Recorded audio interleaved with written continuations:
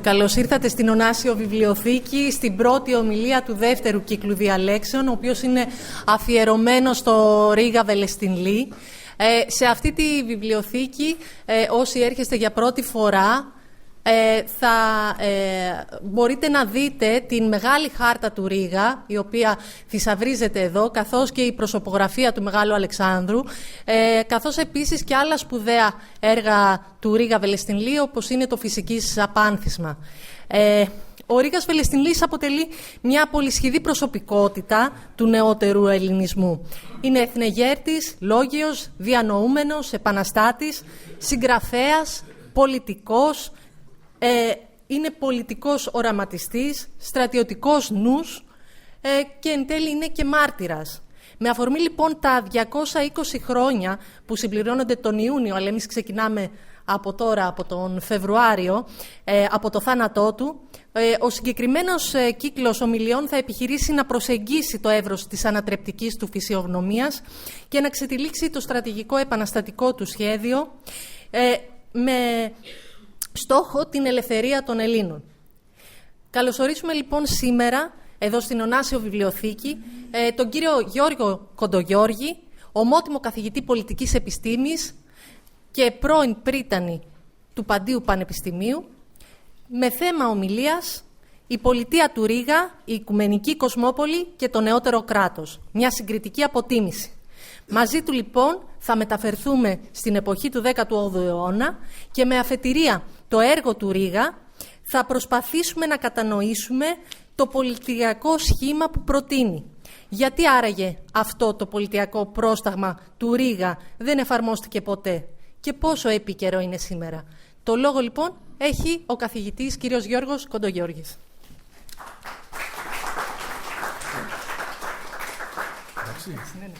Ωραία.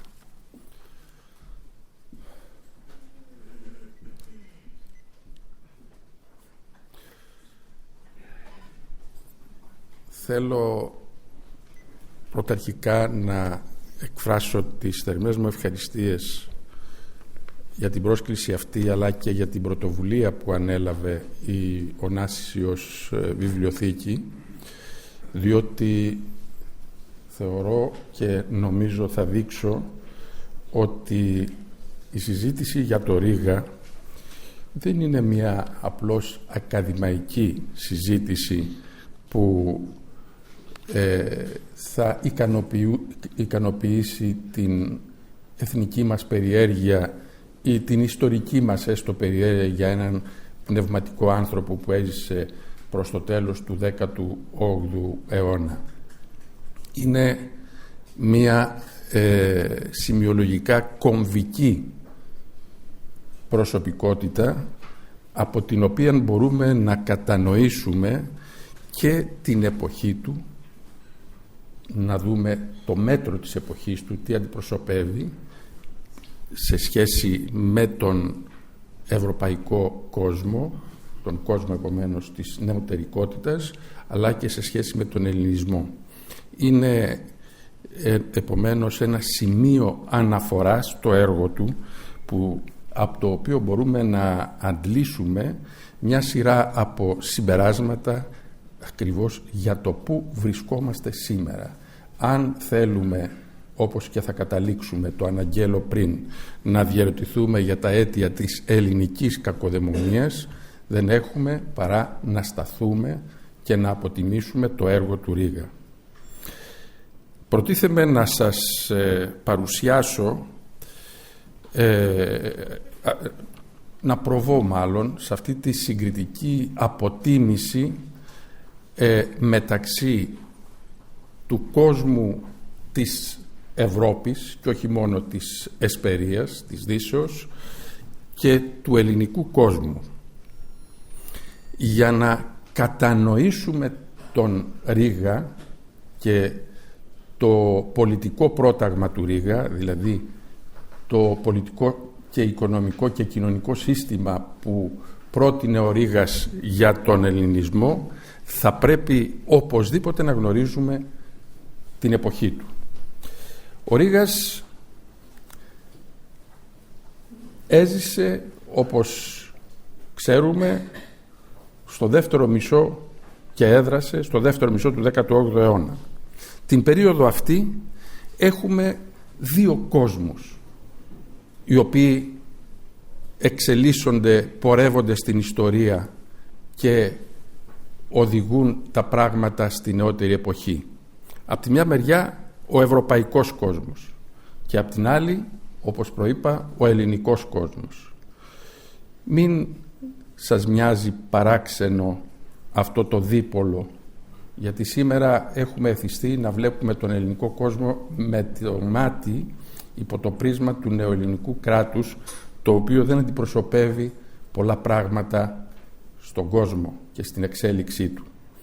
Αυτή την εποχή λοιπόν έχουμε αυτούς τους δύο δρόμους, οι οποίοι στην πραγματικότητα στοιχειοθετούν και δύο δρόμους μετάβασης στη νεωτερικότητα, στην εποχή που ζούμε, στη νεότερη εποχή. Ο ευρωπαϊκός κόσμος τι αντιπροσωπεύει? Αντιπροσωπεύει την απολυταρχία. Τι είναι η απολυταρχία? Είναι η δεύτερη φάση της φεουδαρχίας. Η πρώτη είναι ο πρώτος μεσαίωνας, η δεύτερη είναι η φάση της κρατικής δεσποτείας. Πολλά φέουδα ενώνονται σε μία ενότητα με επικεφαλής κάποιον υπερκείμενο ιδιοκτήτη, τον απόλυτο μονάρχη, τον κληρονομικό μονάρχη, και η απολυταρχία αυτή φτάνει βεβαίως μέχρι και το 19ο αιώνα, αλλά φέρνει μέσα της και ένα στοιχείο γονιμότητας. Δίνει δηλαδή στην απολυταρχία, στην κρατική δεσποτεία, έναν μεταβατικό χαρακτήρα που δεν έχουν οι ομόλογες τους οι ασιατικές κρατικές δεσποτείες ή απολυταρχίες, από την Αιγυπτιακή, την Περσική, την Κινέζικη κλπ. Ποιο είναι αυτό το μεταβατικό στοιχείο? Είναι η πόλης, η εταιρική οικονομία, οι συντεχνίες όπως το είπαν, η νομισματική οικονομία, δηλαδή θύλακες ανθρωποκεντρική. Εννοούμε ανθρωποκεντρική, δηλαδή μέσα στην πόλη, στο κοινό, που είναι μια θεμελιώδης κοινωνία, οικοδομούνται σχέσεις με πρόσημο την απλή έστω ατομική ελευθερία. Δεν είναι δουλοπάρικοι, είναι ελεύθεροι άνθρωποι με περιορισμένη ελευθερία, αλλά πάντως με ελευθερία. Αυτή είναι και η διάκριση μεταξύ ανθρωποκεντρισμού και δεσποτείας, για να τη συγκρατήσουμε, να κατανοούμε τα φαινόμενα και τις έννοιες που θα εκτυλιχθούν στη συνέχεια. Απ' την άλλη είναι ο ελληνικός κόσμος. Τι αντιπροσωπεύει ο ελληνικός κόσμος τον 18ο, στο τέλος του 18ου και στο 19ο αιώνα? Είναι ένας κόσμος ο οποίος είναι δομημένος με βάση την πόλη, το κοινό. Αυτό που αποκαλούμε κοινότητες στην τουρκοκρατία δεν είναι τίποτε άλλο παρά οι πόλεις κράτη της αρχαιότητας, όπως εξελίχθηκαν κατά την επόμενη περίοδο, δηλαδή από τον Αλέξανδρο και μετά, στη φάση της οικουμένης. Διατηρούν τα ίδια χαρακτηριστικά γνωρίσματα, εξελίσσονται βεβαίως, διατηρούν όμως τα ίδια χαρακτηριστικά γνωρίσματα που είχαν οι πόλεις κράτη, τις ίδιες αξιακές αρχές και επομένως και μία δομική λειτουργικότητα που έχει ως θεμέλιο τη δημοκρατία.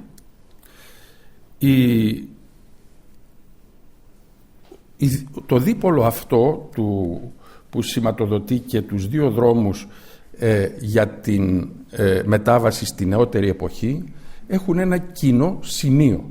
Έχει ένα κοινό σημείο και οι δύο αυτοί κόσμοι. Ποιο?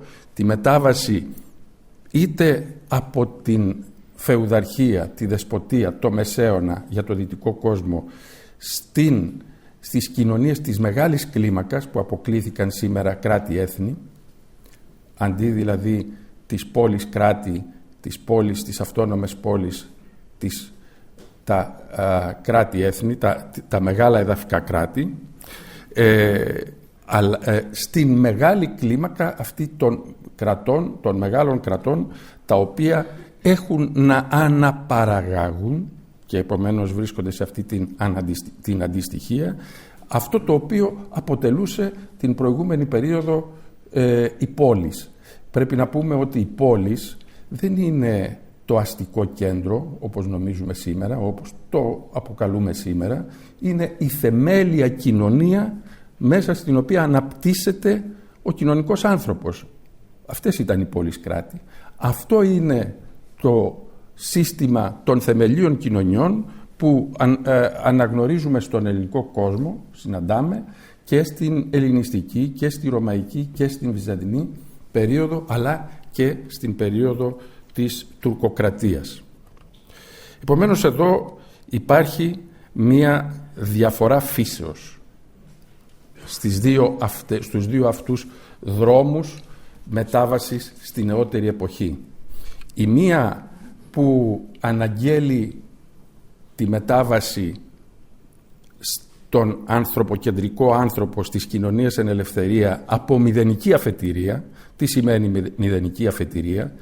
Ο δυτικός, ο ευρωπαϊκός κόσμος, μηδενική αφετηρία σημαίνει ότι θα αποτινάξει την δουλοπαρικία και θα θεσμοθετηθεί ο κάθε άνθρωπος με όρους ατομικής ελευθερίας.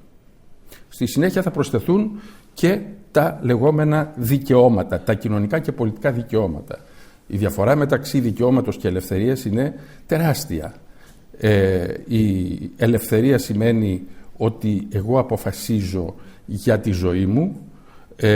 Δικαίωμα σημαίνει ότι διεκδικώ από αυτόν που κατέχει το σύστημα και αποφασίζει για τη ζωή μου να κάνει πράγματα για μένα που είμαι εκτός συστήματος, που είμαι ιδιώτης. Ό,τι γίνεται σήμερα, παραδείγματος χάρη, με τις διαδηλώσεις, με τις απεργίες κλπ. Γιατί απεργούμε? Γιατί διαδηλώνουμε? Διαδηλώνουμε ή απεργούμε διότι δεν κατέχουμε εμείς το σύστημα. Αν δεν κατέχει κάποιος το σύστημα και είναι εκτός συστήματος, δεν είναι ελεύθερος. Δεν έχει δηλαδή την αυτονομία της ύπαρξής του.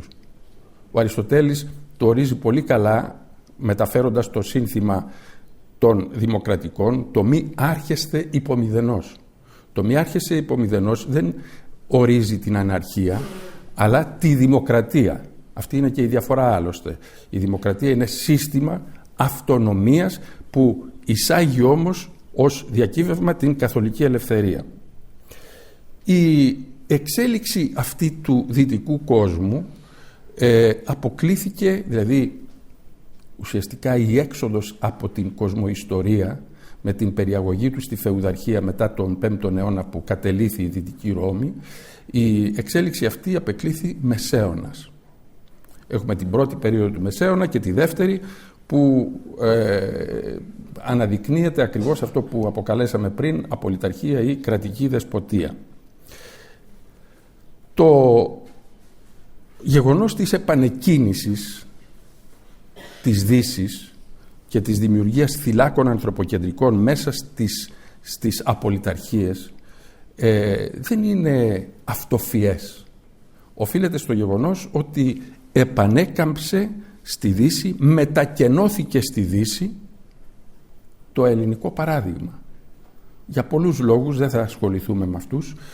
Έχουμε δηλαδή την περίπτωση της Ιταλίας, που η αναγέννηση της Ιταλίας με την ανάπτυξη ξανά των πόλεων, επανεμφύτευση των πόλεων ουσιαστικά εκεί, αποτελεί μία παράμετρο του Βυζαντίου. Είναι εσωτερική υπόθεση του Βυζαντίου η Ιταλική αναγέννηση. Γι' αυτό και έχουμε τις πόλεις οι οποίες εμένουν στην ύπαρξή τους μέχρι και το τέλος του 19ου αιώνα. Ενώ πέραν των Άλπαιων, που πηγαίνει εξ αντανακλάσεως η επιρροή του ελληνικού κόσμου, έχουμε την ανάπτυξη των κοινών, των πόλεων, μέσα στο φέουδο, και γι' αυτό μεταβάλλονται από κοινά σε κοινότητες. Είναι η τριτοκοσμική εκφορά του κοινού, των πόλεων, διότι ακριβώς είναι οι μη δεσποτικές καταστάσεις που στηρίζουν την πρωτόλια λογική του πράγματος. Δεν έχουν όλα τα στοιχεία αυτά της δημοκρατίας που γνωρίζουμε στην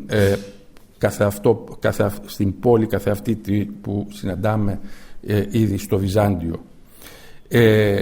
Κεντρικός πυρήνας λοιπόν αυτής της εξέλιξης στη Δύση είναι μια πρώιμη μέσα στην απολυταρχία ανάπτυξη ορισμένων παραμέτρων που υπόσχονται στο μέλλον μια κοινωνία που δεν θα είναι φεουδαλική, και στην περίοδο ακριβώς του Ρήγα αναπτύσσεται και ο αντίστοιχος στοχασμός. Αυτό που λέγεται διαφωτισμός και που με μεγάλη προσήλωση σήμερα μας δηλώνουν ότι πρέπει να τον έχουμε ως κόριο οφθαλμού, δεν είναι τίποτε άλλο παρά ο στοχασμός και η Γαλλική Επανάσταση, το πολιτικό τέκνο, που διερωτάται για το πώς θα υπερβεί ο κόσμος της Ευρώπης τη δεσποτεία, τη φεουδαρχία, και πώς θα οικοδομηθεί στο μέλλον η κοινωνία εν ελευθερία, η νέα ανθρωποκεντρική κοινωνία, βεβαίως στο επίπεδο σιγά σιγά της μεγάλης κλίμακας. Επομένως, ο διαφωτισμός, ενώ ξεκινάει με μία λατρευτική σχέση με την αρχαιότητα, μάλλον η αναγέννηση ήδη που υπόσχεται την αναγέννηση του ελληνικού κόσμου, αρχίζει σιγά σιγά να αποδομεί τον ελληνικό κόσμο και να έρχεται αντιμέτωπος. Δεν ήρθε αντιμέτωπος με τον ελληνικό κόσμο, δηλαδή με το κεκτημένο του, γιατί δεν το καταλάβαινε ή γιατί δεν το ήθελε, με την έννοια του ότι αναγνώριζε ή δεν αναγνώριζε την ανωτερότητά του. Δεν ήταν εκεί το πρόβλημα. Ήρθε αντιμέτωπος ο διαφωτισμός με τον ελληνικό κόσμο, διότι ο ελληνικός κόσμος δεν είχε να διδάξει την έξοδο από τη φεουδαρχία και την συγκρότηση του πρώτου ελεύθερου ανθρώπου, αλλά είχε να διδάξει ο ελληνικός κόσμος την τελική φάση αυτής της ολοκλήρωσης, δηλαδή τη δημοκρατία. Γι' αυτό και ξεκινάει στο διαφωτισμό μια ενδιαφέρουσα προβληματική που έχει τα στοιχεία της ρήξης σε δύο επίπεδα, της ρήξης με τον ελληνικό κόσμο. Το πρώτο επίπεδο έχει να κάνει με τις έννοιες. Θα παραλάβει τη δημοκρατία, θα την ορίσει με βάση τα πολλαπλά της γνωρίσματα, δηλαδή θα προσθέσει ταυτολογικά τη δημοκρατία στην αντιπροσώπευση και στη συνέχεια την ελευθερία θα την ταυτίσει με τα δικαιώματα, και με αυτόν τον τρόπο ένα πολιτικό σύστημα που απλώς διαδέχεται την κληρονομική μοναρχία, δηλαδή την απολυταρχία, που είναι η εκλόγιμη μοναρχία, θα οριστεί συγχρόνως και ως αντιπροσώπευση και ως δημοκρατία. Αυτό είναι ένα θαύμα βέβαια της φύσης, που δεν ξέρω αν οποιοσδήποτε θαυματουργός Θεός θα μπορούσε να το πετύχει, αλλά πάντως ο διαφωτισμός θεωρεί ότι το πέτυχε. Αλλά μας έχει πείσει κιόλας σήμερα. Και είναι τραγικό ως προς τις επιπτώσεις του, διότι περιορίζει, ξέρετε τις παροπίδες του αλόγου, περιορίζει το μυαλό του ανθρώπου η ταύτιση αυτή και ο ορισμός της εκλόγιμης μοναρχίας ως αντιπροσώπευση και ως δημοκρατίας. Αν θέλουμε να το δούμε αυτό στην κανονική του διάσταση, δεν έχουμε παρά να δούμε την τριμερή αυτή, γιατί έτσι θα κατανοήσουμε και το Ρήγα, την τριμερή αυτή ταξινόμηση των πολιτιών. Εδώ έχουμε την εκλόγιμη μοναρχία, στην οποία το πολιτικό σύστημα το ενσαρκώνει ταυτολογικά το κράτος. Η κοινωνία είναι έξω από το πολιτικό σύστημα, είναι ιδιώτης. Έχει μόνο ατομική ελευθερία και δικαιώματα. Ο δεύτερος κύκλος περιλαμβάνει την αντιπροσώπευση. Η κοινωνία δεν είναι έξω και εφάπτεται εκεί που τα δικαιώματα επιτρέπουν να πιέσει το σύστημα, αλλά εισέρχεται μέσα στο πολιτικό σύστημα και μοιράζεται την πολιτική αρμοδιότητα. Δηλαδή η κοινωνία γίνεται εντολέας και ο πολιτικός είναι εντολοδόχος. Εδώ εντολέας και εντολοδόχος είναι ο ηγέτης, ο εκλόγιμος, ο αιρετός μονάρχης. Δηλαδή ο πρωθυπουργός ή ο πρόεδρος, αυτός αποφασίζει ποιο είναι το συμφέρον της κοινωνίας, τι θέλουμε, τι δεν θέλουμε, και έχει όλη την ευχέρεια να το αλλάζει κατά βούληση όποτε αυτός κρίνει. Δεν δεσμεύεται. Γιατί η ψήφος μας δεν έχει περιεχόμενο αντιπροσώπευσης. Το περιεχόμενο κρίνει την ψήφο και όχι η ψήφος αυτή καθεαυτή. Εδώ λοιπόν η ψήφος έχει απλώς νομιμοποιητική, δηλαδή επιλογή κυβερνήτη που θα έχει συγχρόνως τις ιδιότητες του εντολέα και του εντολοδόχου. Εκεί η ψήφος, άρα και ο πολίτης, είναι ο απλός πολίτης, είναι μέσα στο πολιτικό σύστημα και επομένως έχει τις ιδιότητες του εντολέα. Ποιες είναι οι ιδιότητες του εντολέα που μας διδάσκει ο Αριστοτέλης περιγράφοντας το σύστημα που εγκαθίδρυσε ο Σόλωνας? Το ελέγχην, το ευθύνην, το ανακαλήν, το εκλέγην και το καθορίζειν το γενικό περιεχόμενο των πολιτικών. Και η δημοκρατία, που το κράτος διατηρεί μόνο τις θεσμικές λειτουργίες του θεραπεύοντος την πολιτεία, η οποία πολιτεία όμως, το πολιτικό σύστημα, περιέρχεται στην κοινωνία, η οποία αποκτά την καθολική πολιτική αρμοδιότητα. Ο διαφωτισμός τι θα πει? Ότι το σύστημα της δημοκρατίας που δίδαξε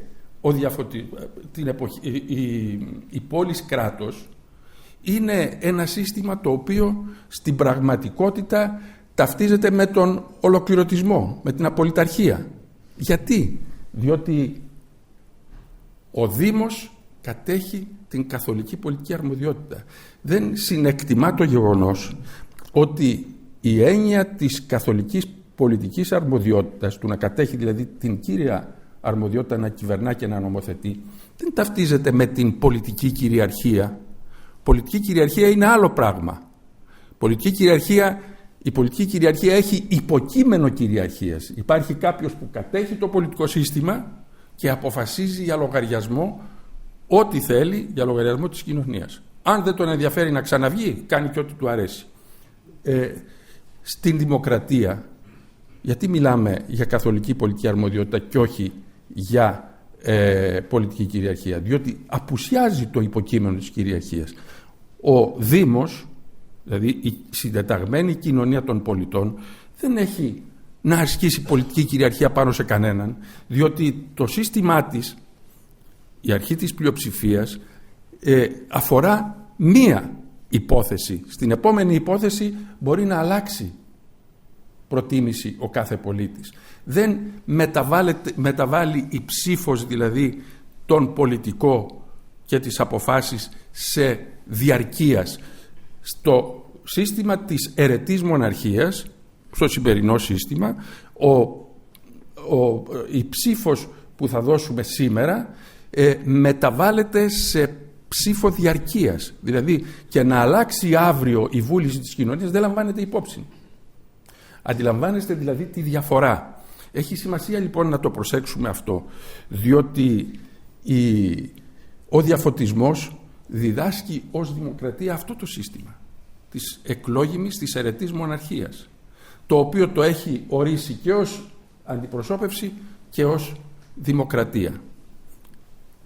Άρα, αφού ζούμε σε δημοκρατία, για να δούμε μία από τις επιπτώσεις, δεν υπάρχει λόγος να σκεφτόμαστε τι θα γίνει αύριο. Τα προβλήματά μας θα τα λύσουμε, έστω και αν διαπιστώνουμε ότι είμαστε σε πολιτική αδυναμία, μέσα σε αυτό το σύστημα. Γιατί αν μας θέσει κανείς το ερώτημα, αν εμείς δηλώσουμε ότι δεν θέλουμε το σημερινό κοινοβουλευτικό σύστημα, τη δημοκρατία, η επόμενη σκέψη ποια είναι? Ότι αυτός είναι με το αυταρχικό καθεστώς. Άρα τελειώσαμε. Δεν έχουμε τη δυνατότητα δηλαδή της γνωσιολογίας. Η ρήξη με τις έννοιες που ορίζουν φαινόμενα, κάθε λέξη που χρησιμοποιούμε δεν είναι μια αφηρημένη λέξη που κινείται στον αέρα, είναι μια λέξη η οποία περιγράφει ένα φαινόμενο. Αν το σημερινό σύστημα το ορίσουμε ως δημοκρατία, ορίζουμε το φαινόμενο του πολιτικού συστήματος ως δημοκρατία. Άρα λοιπόν Αυτό είναι ένα στοιχείο που ανάγεται στην πρώτη ρήξη, μεγάλη ρήξη, με την αρχαιότητα που υποτίθεται και δηλώνει ότι αναγνωρίζει ως κληρονομιά, και η δεύτερη ρήξη έχει να κάνει με την εξελικτική λογική της κοσμοϊστορίας.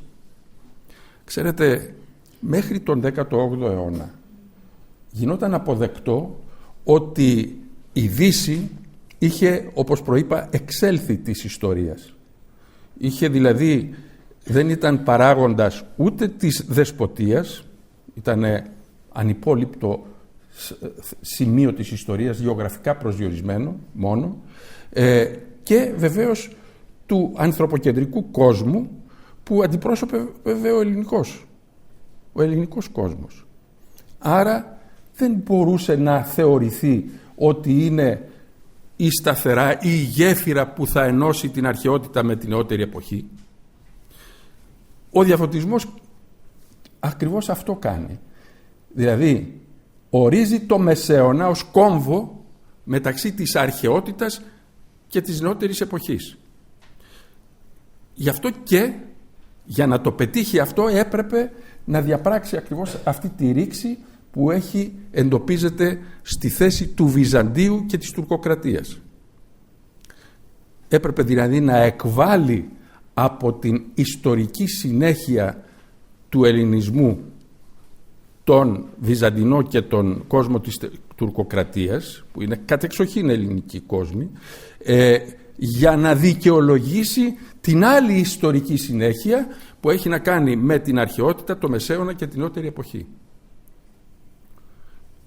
Αν σήμερα γίνεται τόση συζήτηση για την συνέχεια ή την μη συνέχεια του ελληνικού κόσμου, οφείλεται ακριβώς σε αυτή την συντριπτικά μεγάλη επιλογή της Δύσης, που αφού ηγεμόνευσε του κόσμου και νίκησε τον ελληνικό κόσμο, στη συνέχεια έπρεπε να δικαιολογήσει την ανωτερότητά της. Του γιατί? Ότι δεν ήταν, λέει, λατική και γι' αυτό υπονόμευσε τα θεμέλια του ελληνικού κόσμου, αλλά ότι ήταν ένας κόσμος ανώτερος και γι' αυτό κέρδισε και κατέκτησε την θέση αυτή που έχει στην ιστορία. Έχει ενδιαφέρον να προσέξει κανείς ότι στο επιχείρημα της διάρρηξης της συνέχειας, δηλαδή της μη ταυτοποίησης του Βυζαντίου στην ομοθετική σειρά της εξέλιξης του ελληνικού κόσμου, προβάλλει και το επιχείρημα ότι το Βυζάντιο διέρρηξε τη σχέση του με τη Ρώμη. Αυτό είναι αληθές. Αλλά ανασυνδέθηκε με την ελληνική αρχαιότητα, την ελληνιστική και την κρατοκεντρική, την προηγούμενη. Και αυτό έχει πολύ μεγάλη σημασία να το συγκρατήσουμε, διότι ο βυζαντινός κόσμος, ο ελληνικός κόσμος του Βυζαντίου, θεώρησε ότι η Ρώμη δεν είναι η εθνική του αναφορά, αλλά το καταπίστευμα που του έδωσε ο Κωνσταντίνος, γιατί θεωρούσε ότι η Δύση δεν μπορούσε να το σηκώσει πια και θα κατέρε, όπως απεδείχθη άλλωστε ότι κατέρευσε, και με αυτόν τον τρόπο το παρέδωσε τη Ρώμη στους Έλληνες. Έχουμε άπειρες πηγές που το λένε αυτό στο διάλογο με την Παπική Εκκλησία και τη Δύση, και που όμως εθνικά παρέμειναν Έλληνες. Οι αναφορές των Βυζαντινών αγνοούν παντελώς τη Ρώμη, τους Ρωμαίους, τη ρωμαϊκή περίοδο. Έρχονται κατευθείαν σε άμεση συσχέτιση και αναφορά με τους ελληνιστικούς και τους κλασικούς χρόνους. Δηλαδή, όταν θα πούν ότι το παράδειγμα που πρέπει να ακολουθήσει ο εκλόγιμος βασιλέας της Κωνσταντινούπολης ή ένας σημαντικός πνευματικός άνθρωπος είναι το ελληνικό, πρέπει να μοιάσει στον Περικλή αν είναι πολιτικός, πρέπει να μοιάσει στο Μεγαλέξανδρο αν είναι ή μοιάζει στο Μεγαλέξανδρο αν είναι στρατιωτικός και ούτω καθεξής. Είναι τα στοιχεία της αναφοράς των Ελλήνων του Βυζαντίου που ανάγονται πού? Στην ταυτότητά τους. Μια άλλη ρήξη που έχει να κάνει με την ευρωπαϊκή, τη δυτική ανάγνωση της ιστορίας, θα πούν ότι το έθνος είναι νεότερο δημιούργημα και δι επινόηση του κράτους. Δηλαδή το επινόησε το κράτος δεν είναι φυσικό φαινόμενο του ανθρωποκεντρικού ανθρώπου, η ταυτότητα, είναι επινόηση για να στηριχθεί το επόμενο κράτος σε σχέση με την απολυταρχία που είναι η αιρετή μοναρχία, η εκλόγιμη μοναρχία της σημερινής εποχής. Αυτό είναι ψευδές, αλλά και αληθές από την άλλη πλευρά. Είναι αληθές για την Ευρώπη και για όλο τον κόσμο. Το έθνος είναι ένα φαινόμενο που γεννιέται εκεί που υπάρχουν ανθρωποκεντρικές κοινωνίες, γιατί είναι η συλλογική ταυτότητα και η ταυτότητα συνδέεται με την ελευθερία. Το έθνος λοιπόν είναι αυτό, αλλά το έθνος αυτό έχει να κάνει με ιστορικές αναφορές επίσης. Οι ιστορικές αναφορές δεν τεκμηριώνουν την έννοια του έθνους, αλλά της εθνότητας. Υπήρχε πολιτισμικά ο Βρετώνος, ο Γάλλος, ο οποιοσδήποτε, ο Γερμανός, αλλά δεν ήταν έθνος. Έγινε έθνος όταν συγκροτήθηκε σε ανθρωποκεντρική κοινωνία κυρίως μέσα στην δεσποτεία. Το κράτος, ακόμα και στη νεότερη εποχή δηλαδή, η γέννηση των εθνών δεν οφείλονται στα κράτη, οφείλονται στις κοινωνίες που επεξεργάστηκαν την ιδέα του έθνους, της συλλογικότητας.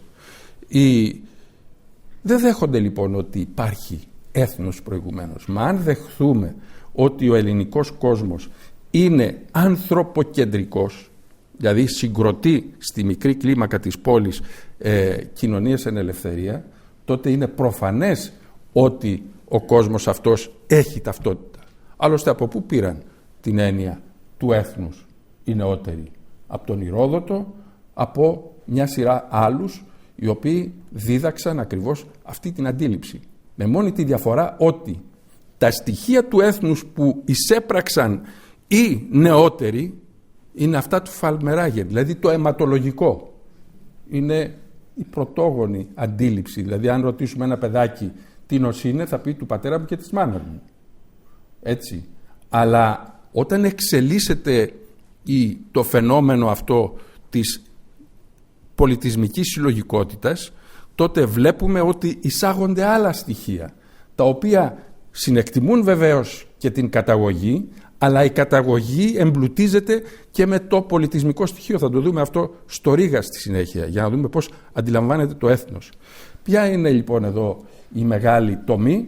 Η τομή η οποία έχει να κάνει με την ρήξη της ιστορικής συνέχειας του ελληνισμού, η οποία είναι ψευδής, προκειμένου να υποστηριχθεί η κατάκτηση, η οικειοποίηση της ιστορικής συνέχειας από το Μεσαίωνα. Σκεφτείτε δηλαδή ότι μια φεουδαλική κοινωνία διατείνεται ότι αυτή αποτελεί το σύνδεσμο της αρχαιότητας που είναι ο ελληνικός πολιτισμός με την νεωτερικότητα που είναι το νεότερο κράτος στη μεγάλη κλίμακα. Αυτό λοιπόν είναι ένα κεντρικό ζήτημα και για να υποστηριχθεί από τους δυτικούς αλλά και από τους μυρικάζοντες της νεοελληνικής ιστορίας που όλοι μιλάνε και ταξινομούν το Βυζάντιο στο Μεσαίωνα, που το θεωρούν ως ξένο πολιτισμό, το ορίζουν ως θεοκρατία, ως απολυταρχία, ως αυτοκρατορία, δεν έχουν τη γνώση της φύσης του Βυζαντίου. Η φύση του Βυζαντίου λοιπόν, και αυτό μας οδηγεί στον ελληνικό δρόμο, είναι αυτή που ήταν και η φύση των ελληνιστικών κρατών, η φύση της Ρώμης, αλλά στην πιο ολοκληρωμένη μορφή. Για να υποστηρίξουν ότι αποτελεί ξένο πολιτισμό που δεν συνέχεται με την αρχαιότητα, θα πούν ότι εξέλιπε η πόλης, η θεμέλιος κοινωνία δηλαδή, που στηρίζει και αποτελεί την βάση του ελληνικού πολιτισμού, εξέλιπε από το Βυζάντιο. Άλλοι το τοποθετούν στον 5ο, άλλοι στον 6ο, στον 7ο, πάντως εξέλιπε. Δεν υπάρχει λέξη, όρος στην βυζαντινή ιστοριογραφία, σε όλα τα επίπεδα του γραπτού πολιτισμού των Βυζαντινών, που να μην αναφέρεται, που να αναφέρεται περισσότερο από όσο η πόλης. Αλλά ποια είναι η διαφορά? Ότι μεταφράζουν την έννοια της πόλεως, που είναι η θεμελιώδης κοινωνία, στην έννοια του άστεως. Υπάρχουν αστικά κέντρα? Δεν υπάρχουν. Καμία σχέση. Μπορεί μια κοινότητα μικρή, ένα χωριό, να είναι συγκροτημένο ως πόλης, ως θεμελιώδης κοινωνία, με δικό της πολιτιακό σύστημα κλπ. Μπορεί ένα αστικό κέντρο ή μια ομάδα χωριών να έχει τα ίδια χαρακτηριστικά. Επομένως, το Βυζάντιο δεν είναι αυτοκρατορία. Οι αυτοκρατορίες είναι δεσποτικά κράτη, απολυταρχικά κράτη. Δεν είναι θεοκρατία. Ποτέ η Εκκλησία δεν έπαιξε ρόλο στα πολιτικά πράγματα με την έννοια να αξιώσει θέση στην πολιτεία. Δεν είναι καισαροπαπισμός όπως είναι η Καθολική Εκκλησία και εξελίσσεται μετά από κάποια στιγμή. Είναι αυτό που θα λέγαμε κοσμόπολη, και μάλιστα οικουμενική κοσμόπολη. Είναι η ολοκλήρωση. Εάν εξετάσει κανείς αυτό που αποτελεί μεταβολή στη διάρκεια του Βυζαντίου, θα διαπιστώσει ότι είναι πολύ μεγαλύτερες οι αλλαγές που συμβαίνουν προς την κατεύθυνση της ολοκλήρωσης του ανθρωποκεντρικού κόσμου από όσο στην κλασική εποχή, στην εποχή των πόλεων κρατών. Ξέρετε, θα σας αναφέρω μερικά, 2-3 παραδείγματα. Κανείς δεν θα πει ότι στην αρχή ήδη του Βυζαντίου ήδη έχει ξεκινήσει η διαδικασία από τους ελληνιστικούς χρόνους και κάνει απλώς μια κοιλιά στην περίοδο της Ρώμης. Έχουμε μια πολύ σημαντική μεταβολή στη σχέση της κοινωνίας με την ελευθερία. Τελειώνει η δουλεία. Εκλείπει η δουλεία. Και η οικονομία μεταβάλλεται από οικονομία που κατέχεται από έναν ιδιοκτήτη σε εταιρική οικονομία. Δηλαδή για πρώτη φορά εφαρμόζεται η δημοκρατική αρχή στο οικονομικό σύστημα. Η δημοκρατία που λατρεύουμε όλοι της εποχής των Αθηναίων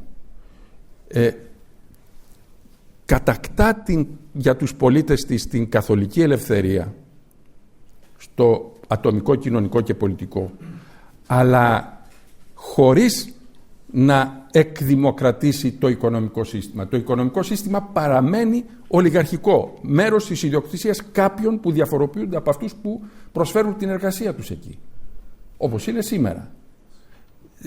Στην περίοδο αυτή της οικουμένης, με ολοκλήρωση το Βυζάντιο, έχουμε την ολική μεταβολή του οικονομικού συστήματος σε δημοκρατικό σύστημα. Και αυτό έχει ως συνέπεια να εκλείψει η διαφορά μεταξύ ολιγαρχίας και δημοκρατίας. Και η εξάλειψη αυτής της διαφοράς μεταξύ ολιγαρχίας και δημοκρατίας οδηγεί σε ένα μεικτό, σε μια μειγμάτωση των δύο συστημάτων, σε ένα μεικτό πολιτιακό σύστημα που μοιάζει πάρα πολύ με το πολιτιακό σύστημα του Αριστοτέλη, την μέση δημοκρατία. Ενώ στην κλασική εποχή ο ολιγαρχικός, ο ευγενής, ήθελε να ανατρέψει την δημοκρατία για να επιβάλλει την ολιγαρχία, τώρα δεν επιδιώκει αυτό ο δυνατός, όπως λέγεται, ο οικονομικά δυνατός. Επιδιώκει την εξαίρεσή του από τις υποχρεώσεις της πόλης, το δημοσιονομικό σύστημα κλπ. Έχει ενδιαφέρον να προσέξουμε τα ζητήματα αυτά στο Βυζάντιο, γιατί τα συναντάμε ομοιότροπα και στην τουρκοκρατία. Τα περιλαμβάνει ο Ρήγας στην πολιτεία του, στην ελληνική δημοκρατία όπως την αποκαλεί.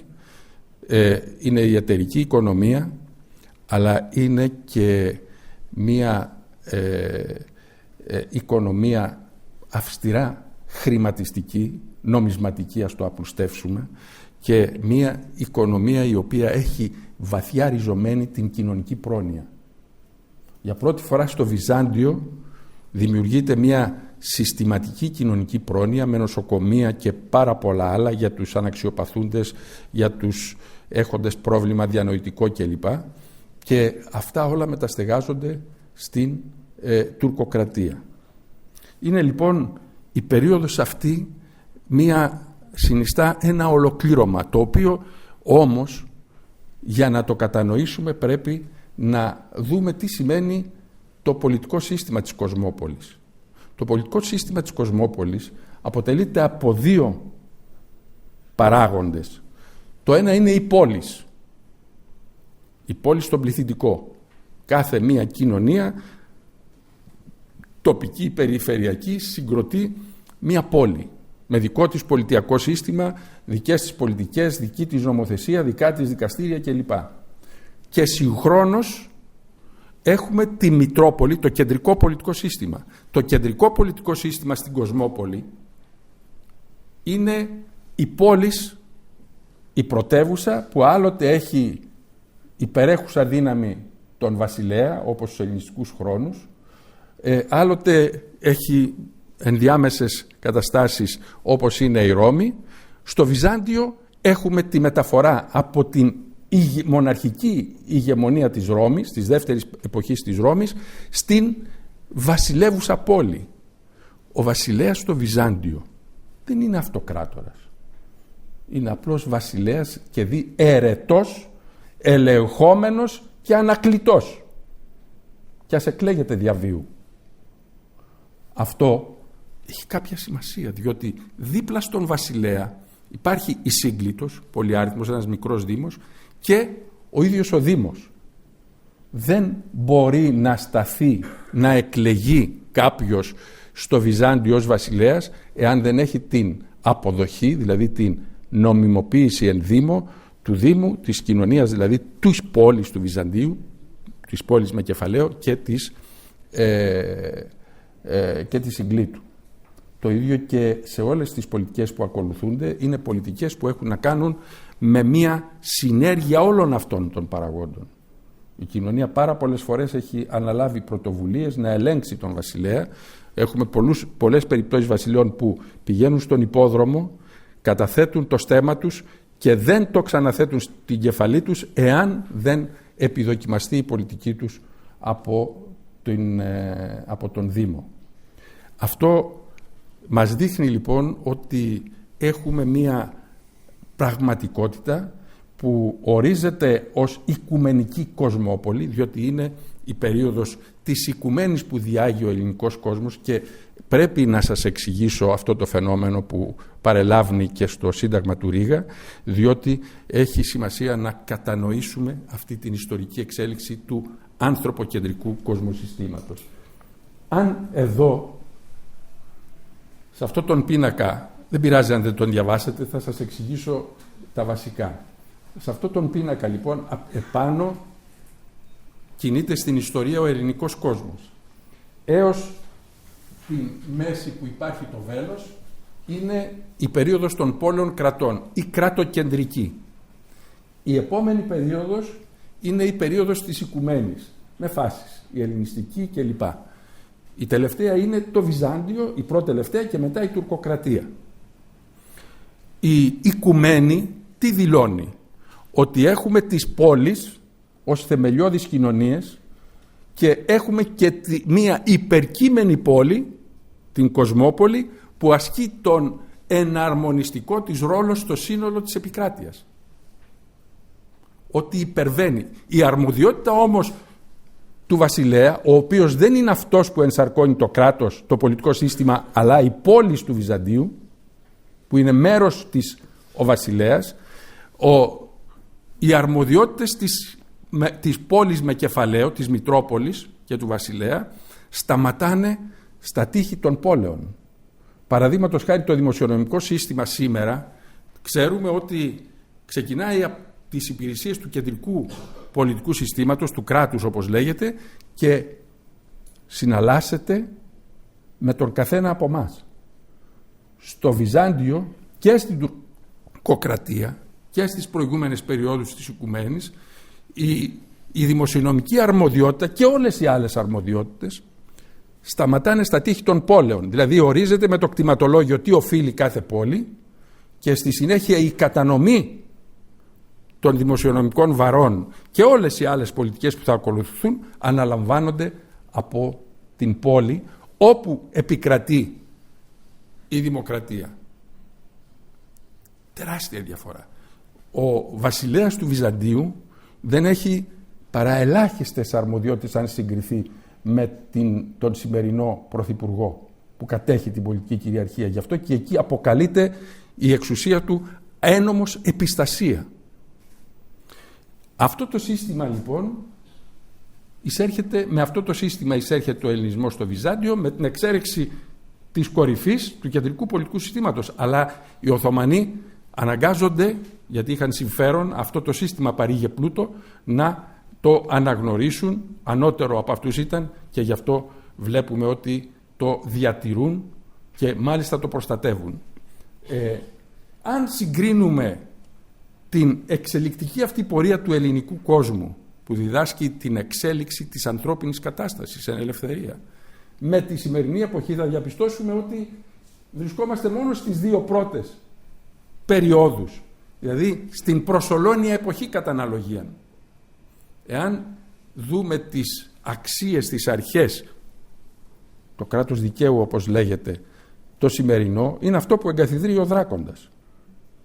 Και εάν σκεφτούμε τι έγινε με τον Σόλωνα, θα διαπιστώσουμε ότι ο Σόλωνας δεν έκανε τίποτε άλλο παρά να εκλεγεί, όπως και οι άλλοι άρχοντες της εποχής, με καθολική ψήφο των ανδρών και στη συνέχεια, αφού επέβαλε τη συσάχθεια, άλλαξε το πολιτικό σύστημα και το μετέβαλε σε αντιπροσωπευτικό.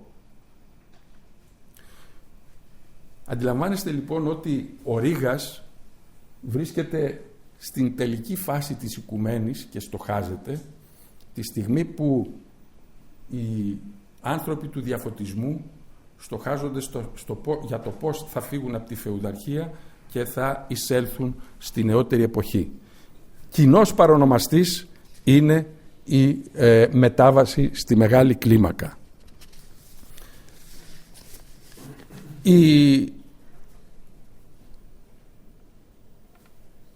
Ο προβληματισμός, η διερώτηση για την ελληνική περίπτωση, για τον ελληνικό δρόμο προς την νεωτερικότητα, προς την νεότερη εποχή, είχε να κάνει με το πώς θα οικοδομείτο, πώς θα διατηρούνταν το κεκτημένο του ελληνικού κόσμου, οι οικουμένοι,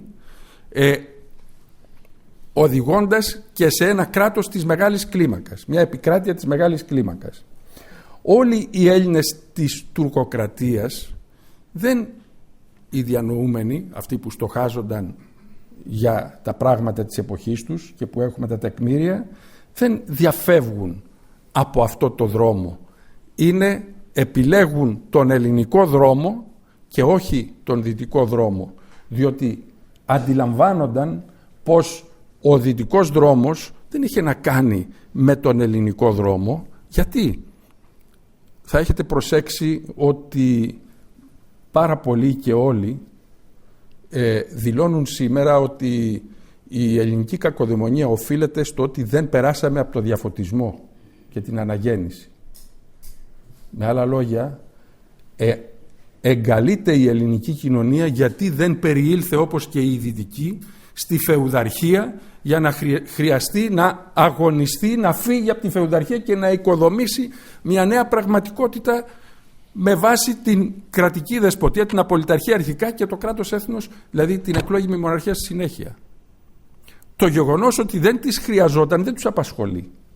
Το γεγονός ότι ο ελληνισμός ιτήθηκε και γι' αυτό ιτήθηκε και ο ελληνικός δρόμος, ο ανθρωποκεντρικός δρόμος που θα κρατούσε το κεκτημένο και δεν θα ξεκινούσε από μηδενική αφετηρία, δεν απασχολεί.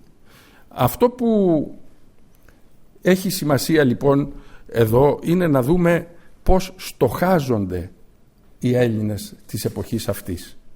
Και το πώς στοχάζονται έχει να κάνει με το πώς θα διατηρήσουν το καθεστώς των πόλεων, με ό,τι αυτό συνεπάγεται, το καθεστώς της εταιρικής οικονομίας, αν διαβάσουμε τον Ανώνυμο θα το διαπιστώσουμε, δεν υπάρχει κοινωνική αντίθεση που έχει να κάνει με τους ανθρώπους της εργασίας και τους ανθρώπους της ιδιοκτησίας του συστήματος.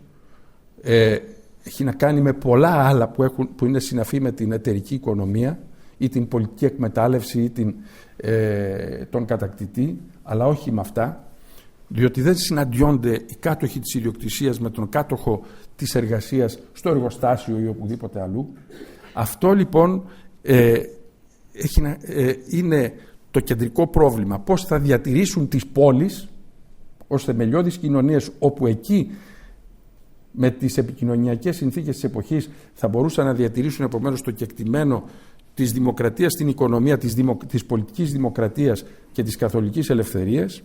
Και το δεύτερο, πώς θα δημιουργούσαν ένα κράτος, επικράτεια, το οποίο κράτος θα είχε να κάνει με την συνοχή, με μια συνοχή που θα δημιουργούσε και θα καλούσε τις επιμέρους πόλεις να μην λειτουργούν φυγόκεντρα, αλλά να συμβάλλουν σε αυτή την πολυπολιτιακή συγκρότηση της κοινωνίας. Αυτό το εδαφικό κράτος λοιπόν είναι ο κεντρικός πυρήνας που απασχολεί όλους, και βλέπουμε ότι πάνω σε αυτή τη βάση, παρόλους τους περιορισμούς, κινούνται και οι πρίγκιπες της Μορδοβλαχίας.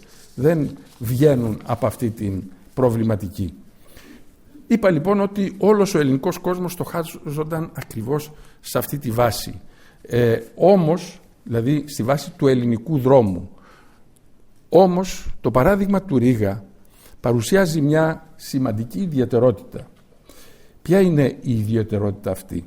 Το γεγονός ότι μας παρέδωσε ένα πλήρες πρόγραμμα, ένα πλήρες σύνταγμα, όπως θα λέγονταν σήμερα, όπου προκύπτουν οι επιλογές του με σαφήνεια και ακριβώς οι αποστάσεις που παίρνει από το δυτικό παράδειγμα του διαφωτισμού και της Γαλλικής Επανάστασης.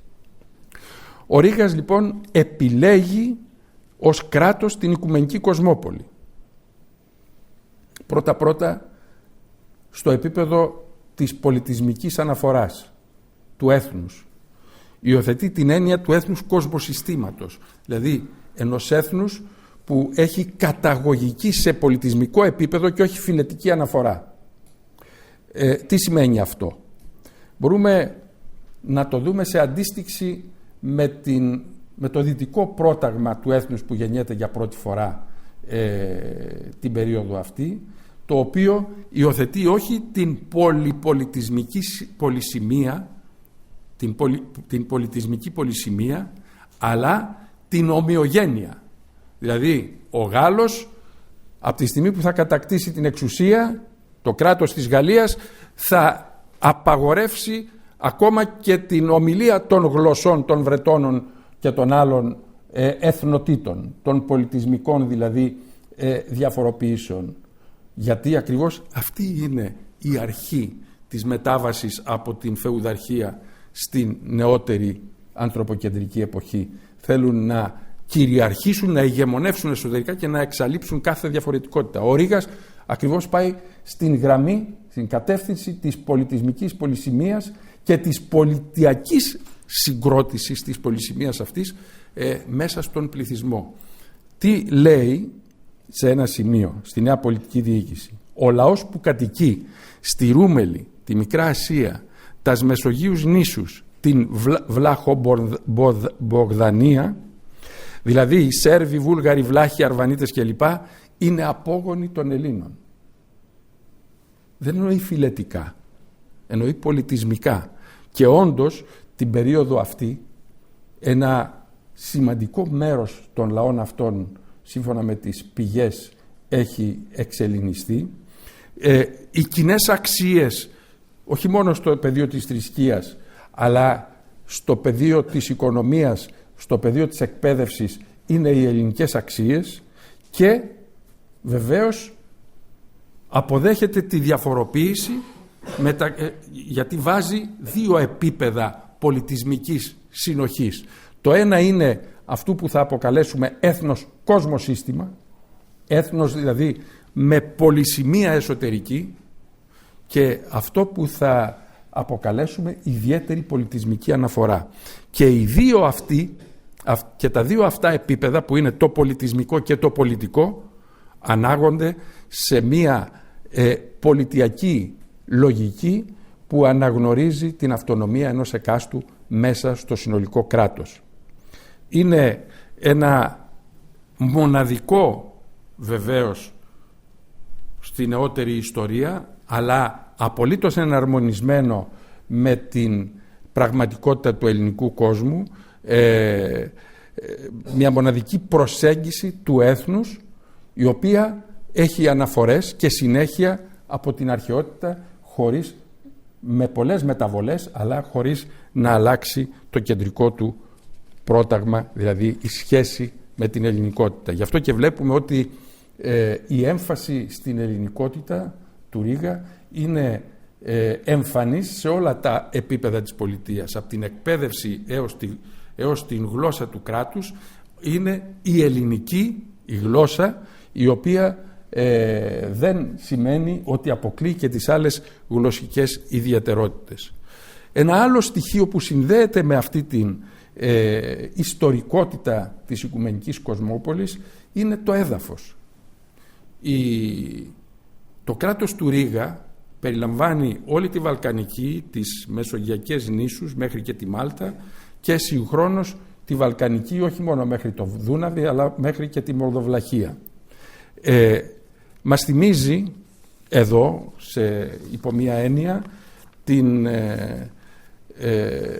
τον ορισμό του ελληνικού κόσμου, του εδάφους του ελληνικού κόσμου που έδωσε ο Μιχαήλ Παλαιολόγος λίγο πριν εισέλθει στην Κωνσταντινούπολη ενώπιον του στρατού του πλήθους που έβγαλε ένα λόγο εν πάση περιπτώσει για να πανηγυρίσει το γεγονός, που περιγράφει ακριβώς πώς χάθηκε αυτός ο κόσμος και πώς πρέπει να τον ανακτήσει. Περιγράφει λοιπόν ένα κράτος το οποίο συνδέεται με τα ιστορικά όρια του ελληνισμού. Το πολιτικό πρόταγμα του έθνους αυτού, του έθνους που ορίζεται και οργανώνεται ως κοσμόπολη, πρώτα είναι, όπως είπαμε, οι πόλεις. Οι πόλεις τα κοινά και οι περιφερειακές ενώσεις των πόλεων. Παίρνει το παραδείγματος χάρη της περιοχής της Μαγνησίας και του Πηλίου και εξηγεί πως από το μικρό πόλισμα της Μακρινίτσας που έχει δημοκρατία θα οδηγηθεί στο μεγαλύτερο πόλισμα, το συμπολιτιακό του Πηλίου και ευρύτερα, και θα λειτουργήσει επαγωγικά και σωρευτικά για να φτάσει στην κεντρική πολιτεία. Και είναι και η σύνολη κοσμόπολη, δηλαδή το κεντρικό πολιτιακό σύστημα. Το κεντρικό πολιτιακό σύστημα είναι ένα σύστημα το οποίο έχει προβάλλει μία σύνθεση αντιπροσώπευσης, αλλά με ισχυρή δημοκρατία στη βάση. Αυτό εγείρει το ερώτημα που σήμερα περνάει απαρατήρητο, διότι θεωρούμε αυτονόητο ότι την ευθύνη του έθνους την έχει ο ένας, ο Πρωθυπουργός, ο Μονάρχης. Προβάλλει το ερώτημα ποιος έχει την ευθύνη του έθνους. Ο Ρήγας ασχολείται λοιπόν με το ζήτημα της ευθύνης του έθνους. Ποιος έχει αυτή την ευθύνη? Την ευθύνη του έθνους, θα μας πει, δεν την έχει ο ένας, ούτε οι ολίγοι, αλλά όλος ο λαός. Όλος ο λαός σημαίνει ότι έχουμε στη μεν οικονομία δημοκρατική υποστασιοποίηση του συστήματος, στην δε πολιτεία μία επάλληλη οργάνωση δημοκρατικών πολιτιών από το μικρό κοινό μέχρι την κεντρική πολιτεία, η οποία επάλληλη οργάνωση θυμίζει ακριβώς αυτή τη δημοκρατική υποστασιοποίηση. Σκεφτείτε λοιπόν ότι όπως και στο Βυζάντιο, έτσι και στην περίοδο της τουρκοκρατίας, στο πρόταγμα του Ρήγα, η δημοκρατία αναπτύσσεται στο μικρό πολεωτικό μόρφωμα του χωριού, της πόλης, της ευρύτερης περιοχής και συγχρόνως στην κεντρική πολιτεία. Αυτό το σύστημα έχει δημοκρατικά χαρακτηριστικά, όπως είπα. Ο πολίτης στον Ρήγα δεν είναι ούτε ο ατελής πολίτης, ο υπήκοος σήμερα, ούτε ο απλός πολίτης της αντιπροσώπευσης. Είναι ο πλήρης πολίτης της δημοκρατίας. Και ο πλήρης πολίτης της δημοκρατίας, δηλαδή στους πολίτες του κράτους αυτού, χωρούν πάρα πολύ όσοι ασπάζονται αυτή την καταγωγική πολιτισμική αναφορά του Έλληνα. Όποιον αποδέχεται ως πολίτη, όποιον ομιλεί την ελληνική ή θέλει βοηθήσει την Ελλάδα ή έχει να της προσφέρει με την τέχνη ή τη σοφία του.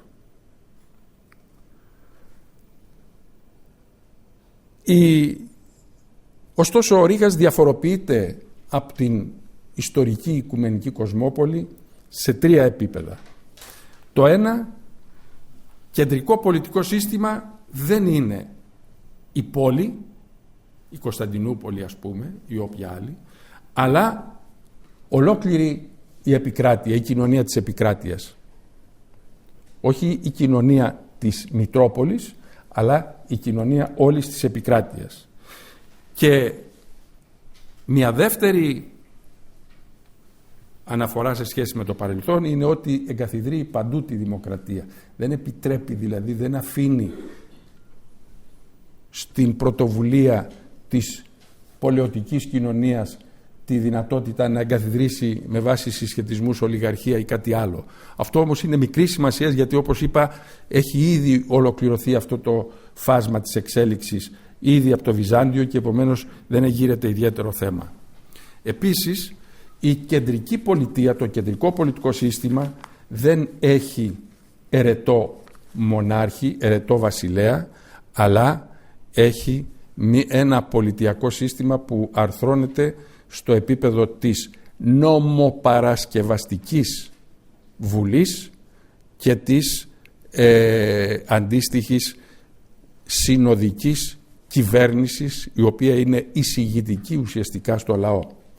Κυρίαρχη πραγματικότητα, αυτός που κατέχει δηλαδή την ουσία του πολιτιακού συστήματος, είναι, όπως μας λέει, ο αυτοκράτορας λαός, ο πολιτιακά συντεταγμένος λαός και όχι ο ιδιώτης λαός. Πώς θα γίνει αυτό, μας εξηγεί. Ο λαός βουλεύεται αν οι νόμοι είναι καλοί για την ευδαιμονία του και αν ναι τους φυλάτει.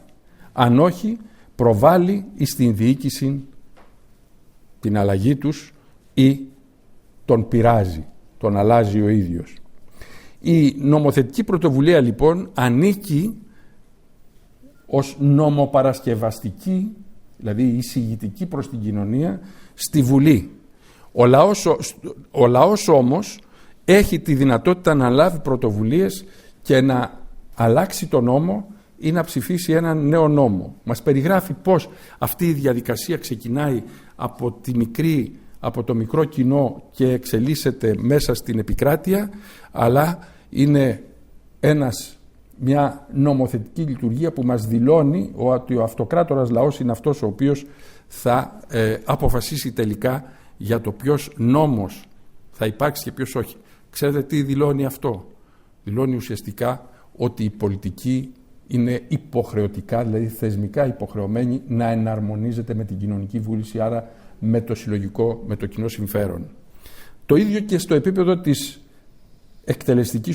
εκτελεστικού διοικητηρίου. Δεν δίνει καν την έννοια της κυβέρνησης. Κάθε χρόνο, είναι περιορισμένος ο χρόνος της εντολής, την 1η Μαΐου συγκεντρώνεται ο λαός για να εκλέξει τους νομοδότες του, αυτούς που θα προτείνουν νόμους στη Βουλή, τους συνοδικούς άρχοντες στην κυβέρνηση και τους ερετούς κριτές, δηλαδή τους φορείς της δικαιοσύνης. Όλοι αυτοί και εκλέγονται και ελέγχονται και ανακαλούνται και έχουν συμβουλευτική αρμοδιότητα. Και μάλιστα υπογραμμίζει, τα εγκλήματα όλων αυτών ποτέ δεν έχουν να μένουν ατιμόρυτα. Υπόκεινται δηλαδή στην πολιτεία δικαίου και η Βουλή και η κυβέρνηση και η δικαιοσύνη. Επίσης, κάθε πρόσωπον της Βουλής οφείλει να δώσει λογαριασμόν. Άμεση λογοδοσία, έτσι, που σημαίνει και έλεγχο και όλα τα άλλα. Ομοίως και κάθε πολιτικός και δημόσιος αξιωματούχος. Δεν θα σας κουράσω περισσότερο με την πολιτεία του Ρήγα. Σας περιέγραψα εν ολίγης το σύστημά του και τις διαφορές που υπάρχουν μεταξύ του συστήματος της εποχής τους, των Γάλλων επαναστατών με τους οποίους συνομιλούσε, και πρέπει να σας θυμίσω εδώ το εξής, ότι συνομιλούσε μόνο με τους Ιακωβίνους, δηλαδή τις πιο ακραίες εκδοχές της Γαλλικής Επανάστασης. Τι πρότειναν αλήθεια αυτοί?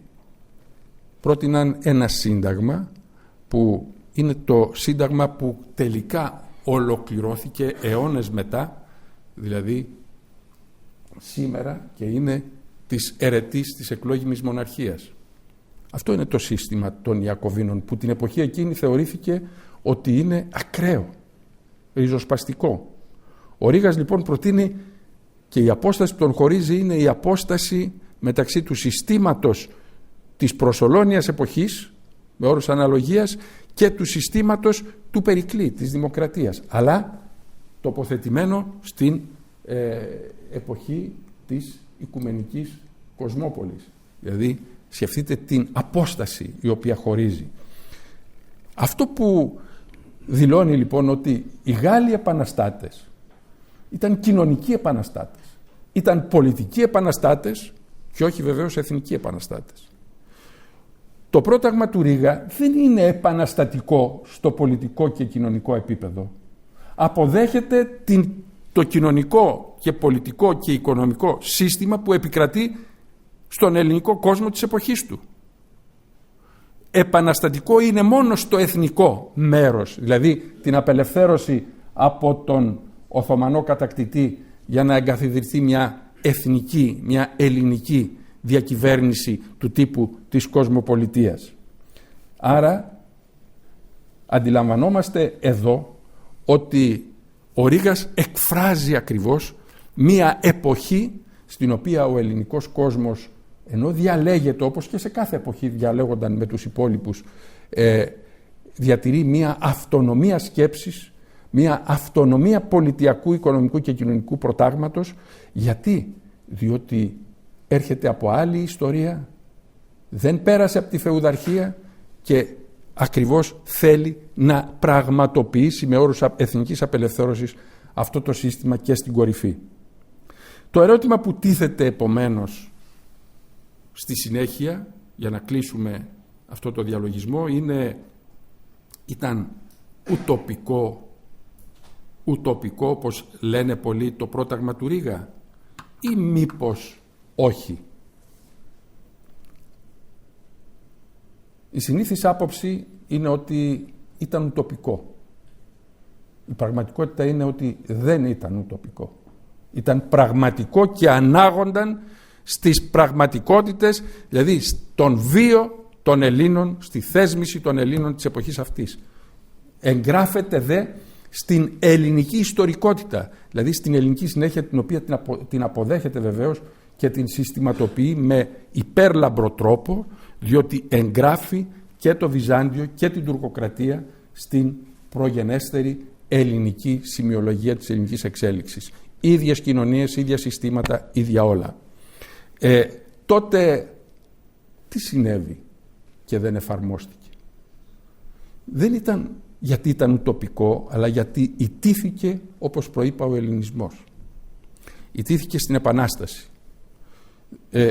Δεν ήταν οριστική η ήττα που υπέστη το 1204 ή το 1453, παρόλα τα πλήγματα που δέχθηκε από τις καταστροφές αυτές. Ήταν συντριπτικό το πλήγμα που υπέστη με την Ελληνική Επανάσταση. Και το ερώτημα είναι γιατί. Ο ελληνικός κόσμος την περίοδο αυτή είναι ένας κόσμος που οικονομικά, πολιτισμικά, πνευματικά ηγεμονεύει σε 3 αυτοκρατορίες. Ελέγχει ουσιαστικά την Οθωμανική Αυτοκρατορία, τη Ρωσική και σε πολύ μεγάλο βαθμό την Αυστρο-Ουγγρική, την Αυστριακή. Αντίστοιχη ήταν και η φιλοδοξία του. Η φιλοδοξία του Ρήγα αυτό τον ελληνικό κόσμο αντανακλά. Και βεβαίως το ερώτημα γιατί ιτήθηκε έχει να κάνει και με τον ίδιο το Ρήγα. Ενώ διαμόρφωσε ένα τέτοιο πολιτιακό πρόγραμμα εναρμονισμένο στις συνθήκες του ελληνικού κόσμου και που απέδωσε με πολύ ακρίβεια και μάλιστα διαχειρίστηκε με τρόπο που θα δημιουργούσε τις προϋποθέσεις για τη μετάβαση στη μεγάλη κλίμακα των εδαφικών κρατών, απ' την άλλη μεριά υιοθέτησε το σύστημα της Επανάστασης των Γάλλων του 1789. Ποια είναι η διαφορά?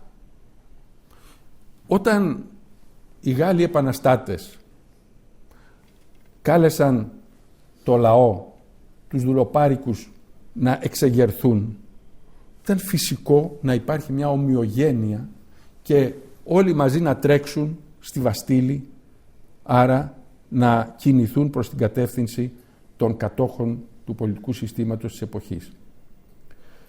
Όταν απευθύνει κανείς ένα τέτοιο κάλεσμα σε μια κοινωνία σε πολυεπίπεδα αναπτυγμένη πολιτιακά, η πόλης, με εξαιρετική διαφοροποίηση στο κοινωνικο-οικονομικό επίπεδο και με μεγάλη διασπορά, τι θα πετύχει? Δεν είναι τυχαίο ότι όλες οι πόλεις εξεγέρθηκαν, αλλά δεν υπήρχε ηγεσία, δεν υπήρχε δηλαδή κάτι το οποίο να δημιουργήσει τη αναγκαία συνοχή μεταξύ των επαναστατημένων πόλεων, με αποτέλεσμα ο κοινός παρονομαστής όλων, πλουσίων, φτωχών, εγγραμμάτων, αγραμμάτων, αγροτών, αστών και όλων, που ήταν το εθνικό πρόταγμα, να διαφοροποιηθεί σε επίπεδο διακινδύνευσης, αλλά συγχρόνως και να μην υπάρχει ηγεσία. Υπήρχε κάποιος που θα ενώσει αυτές τις δυνάμεις και θα τις οδηγήσει προς την νίκη. Ο Αλέξανδρος Υψηλάντης είχε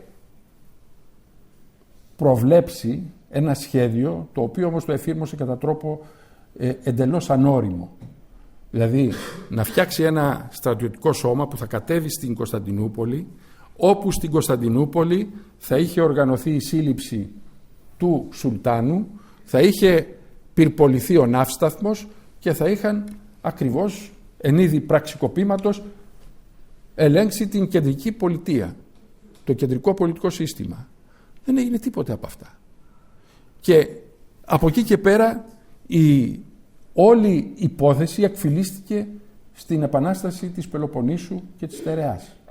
Αυτό λοιπόν είναι το κεντρικό πρόβλημα που οδηγεί στη συνέχεια της μεγάλης αυτής ήττας στην δημιουργία ενός κράτους το οποίο πρέπει να νομιμοποιηθεί. Ξέρετε, η δημοκρατία υποκαταστάθηκε στο κράτος αυτό από την πρώτη οθωνική περίοδο με την απολυταρχία και θεωρήθηκε ότι ήταν πράξη προόδου, δηλαδή εξευρωπαϊσμού όπως λεγόταν. Και αξίζει να δει κανείς πως αποδομήθηκε το σύνολο του ιστορικού, των παραμέτρων του ιστορικού ελληνισμού από τις πόλεις έως τη δημοκρατία με 4 αράδες, μέσα από 4 αράδες που είναι το σκεπτικό του νόμου που καταργεί τη δημοκρατία και τα κοινά, που είναι η εισήγηση του Καρόλου Φον Άβελ, ενός εκ των Βαβαρών. Τέτοιου είδους, λέει, συνελεύσεις, η δημοκρατία, αγγίζουν το επίπεδο των ταπεινών συναισθημάτων και ιδιοτέλειας και οι αποφάσεις που προκύπτουν από τέτοιου είδους συζητήσεις είναι πολύ αδύναμες για να προωθήσουν το δημόσιο συμφέρον, επειδή οι συμμετέχοντες δεν έχουν τη δυνατότητα να αποκτήσουν την αναγκαία, ακριβή και εκβάθρον γνώση για τα ζητήματα της διοίκησης που συζητούνται εκεί. Δηλαδή, το σύστημα που διαμόρφωσε τον ελληνικό πολιτισμό, αυτό που θα αποκαλέσουμε ανθρωποκεντρικό κοσμοσύστημα μικρής κλίμακας, με θεμέλιο την πόλη, είναι αυτό το οποίο σήμερα μας λέει ο εισηγητικός νόμος που το καταργεί του Όθωνα, είναι εμπόδιο για την πρόοδο. Εμείς, οι απολυταρχικοί άρχοντες, είμαστε εκείνοι οι οποίοι θα οδηγούμε τα πολιτικά πράγματα, γιατί εμείς τα ξέρουμε, οι ειδικοί και όχι οι άλλοι. Το ερώτημα βέβαια για έναν δημοκρατικό της πόλης κράτους από τον Αριστοτέλη μέχρι το Ρήγα θα ήταν κατά τι ο ειδικός να μην εισηγείται στο Δήμο, αλλά εκείνος να συγκεντρώνει και το πολιτικό σύστημα, την πολιτική εξουσία και την τελική απόφαση για το τι πρέπει να γίνει. Αυτό είναι το ένα σκέλος, ξέρετε. Το δεύτερο σκέλος έχει να κάνει με το γεγονός ότι το κράτος αυτό έπρεπε να νομιμοποιηθεί. Έπρεπε να νομιμοποιηθεί, να δείξει δηλαδή ότι είναι όπως όλα τα κράτη της Ευρώπης, με πολιτικό σύστημα ανάλογο, και επομένως είναι ένα κράτος το οποίο είναι με την πρόοδο, άρα αν αυτό δεν δουλεύει καλά, το ακούμε και σήμερα, φταίει η κοινωνία και οι κληρονομιές της. Δεν πέρασε από την φεουδαρχία για να έχει αντίστοιχες προσλήψεις όπως οι άνθρωποι που εξήλθαν από τη φεουδαρχία. Δηλαδή αντίληψη μάζας και όχι πολιτικής ατομικότητας. Έπρεπε επίσης να τεκμηριώσει την αντίληψη ότι όλα τα δημοκρατικά στοιχεία, όλα τα στοιχεία του πολιτισμού τα παρέλαβε ο ελληνικός κόσμος του κράτους αυτού, όχι από το ελληνικό παρελθόν, αλλά από το διαφωτισμό. Είναι υπόλογος, άρα είναι και η ιδεολογία της εθελοδουλείας. Και να προσθέσουμε επίσης για την νομιμοποίηση του συστήματος αυτού, αλλά και του ισχυρισμού της Δύσης ότι αυτή διασφαλίζει την συνέχεια από την αρχαιότητα στην νεωτερικότητα και όχι ο ελληνικός κόσμος, έπρεπε και εδώ να υποστηριχθεί ότι δεν υπάρχει ελληνική συνέχεια, δεν υπήρξε πρώτου νεότερου έθνους ελληνικό έθνος, και βεβαίως στο πλαίσιο αυτό όλα ξεκίνησαν εξ υπαρχής και η ελληνική επανάσταση δεν ήταν τίποτε άλλο, μια τυχαία επανάσταση, μια τυχαία εξέγερση η οποία δεν είχε εθνικά χαρακτηριστικά. Συγχρόνως με όλα αυτά έπρεπε να απονομιμοποιηθεί και η δημοκρατία. Πώς θα γινόταν να υπάρχει η αντίληψη της δημοκρατίας στην κοινωνία και το πολιτικό σύστημα να είναι πολιταρχικό? Ανέβηκε λοιπόν στο βάθρο της δημοκρατίας οι αντιλήψεις του διαφωτισμού για αυτήν, με αποτέλεσμα στη συνέχεια η δημοκρατία ως φαινόμενο, η δημοκρατία ως φαινόμενο ιστορικό που κρατάει στον ελληνικό κόσμο από τον 5ο αιώνα έως και τον 19ο αιώνα που εισέρχεται στο έθνος κράτος, και όχι μόνο για 2 αιώνες όπως μας λένε, η δημοκρατία αυτή να θεωρείται προνεωτερική, δηλαδή κατώτερη από τη σημερινή δημοκρατία. Έχει ενδιαφέρον, ξέρετε, να προσέξετε και στους Έλληνες ιστορικούς. Χαρακτηριστικό παράδειγμα είναι ο Μιχαήλ Σακελαρίου. Έχει ένα ογκώδες βιβλίο, δεν είναι ο μόνος, είναι μια περίπτωση, επειδή είναι σημαντικός ιστορικός κατά τα άλλα, τον επικαλούμε. Έχει ένα ογκώδες βιβλίο για τη δημοκρατία και αφού περιγράφει με καλό τρόπο τη δημοκρατία της πόλης, της αρχαιότητας, δεν βλέπει να υπάρχει από τον Αλέξανδρο και μετά δημοκρατία. Αφού βλέπει λοιπόν, περιγράφει αυτό, αρχίζει μετά να ανεβάζει στο βάθρο της ανωτερότητας τα δικαιώματα αντί της ελευθερίας, το σημερινό πολιτικό σύστημα ως πιο δημοκρατικό από τη δημοκρατία ως φαινόμενο, και βεβαίως όλα αυτά δικαιολογούνται με το πρόθεμα του επιθετικού προσδιορισμού. Άμεση, έμεση δημοκρατία, συμμετοχική δημοκρατία. Ξέρετε, ο επιθετικός προσδιορισμός πάντα καταλύει την έννοια, την κυρίως έννοια, και διατηρεί αυτός το περιεχόμενο. Εν ολίγης, και κλείνω, η σύγκριση της πολιτείας του Ρήγα με τα ομόλογα συστήματα της εποχής, στη Δύση κυρίως, αλλά και στην Ανατολή, στη Ρωσία, δίνει ένα ασυγκρίτως σημαντικό συγκριτικό πλεονέκτημα στην πολιτεία του Ρήγα. Η πολιτεία αυτή του Ρήγα δεν είναι μια πολιτεία που μπορεί να συγκριθεί με την δεσποτεία, με την απολυταρχία. Δεν είναι όμως και μια πολιτεία που μπορεί να συγκριθεί με το σημερινό σύστημα της εκλόγιμης μοναρχίας. Είναι ένα σύστημα το οποίο ενθυλακώνει τη δημοκρατία σε όλα τα επίπεδα, από την τοπική κοινωνία της πόλης μέχρι την κορυφή, και ανάγεται σε μια φάση που δεν έχει να κάνει με την πρώιμη εποχή της εισόδου στον ανθρωποκεντρισμό, στις κοινωνίες εν ελευθερία, αλλά με την τελική φάση την οποία ήθελε να ενθυλακώσει για να εισέλθει στο νεότερο κόσμο, δηλαδή στον κόσμο της μεγάλης κλίμακας. Η αποτυχία αυτή, επομένως, δεν ήταν μια αποτυχία που μπορεί μόνο να εκτιμηθεί με τα ελληνικά μέτρα και για τον ελληνισμό, αλλά μια αποτυχία, μια ήττα, η οποία έχει να κάνει με το κόσμο ιστορικό γίγνεσθε της εποχής μας.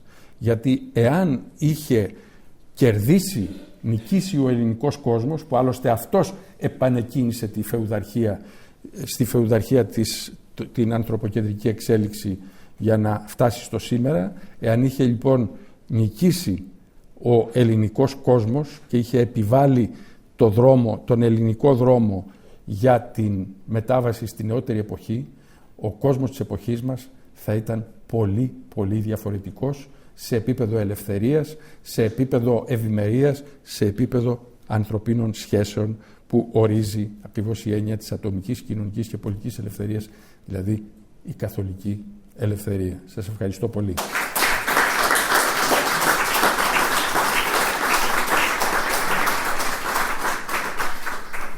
Είμαι στη διάθεσή σας να συζητήσω οποιασδήποτε απορίες σύμφωνα με το πρόγραμμα που θέλετε να συζητήσουμε.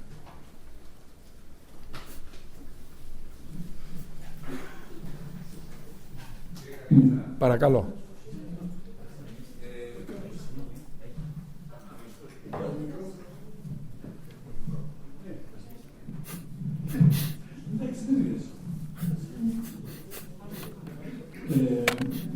Καταρχήν, κύριε Καθηγητά, να ευχαριστήσουμε για τις τόσο ενδιαφέρουσες απόψεις και με τόση ενάργεια μας παραθέσατε.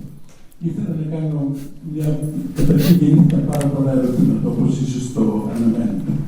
Ήθελα να κάνω πρώτα μια παρατήρηση και κάποια ερώτηση για να μην μονοπολίσω και τον χρόνο.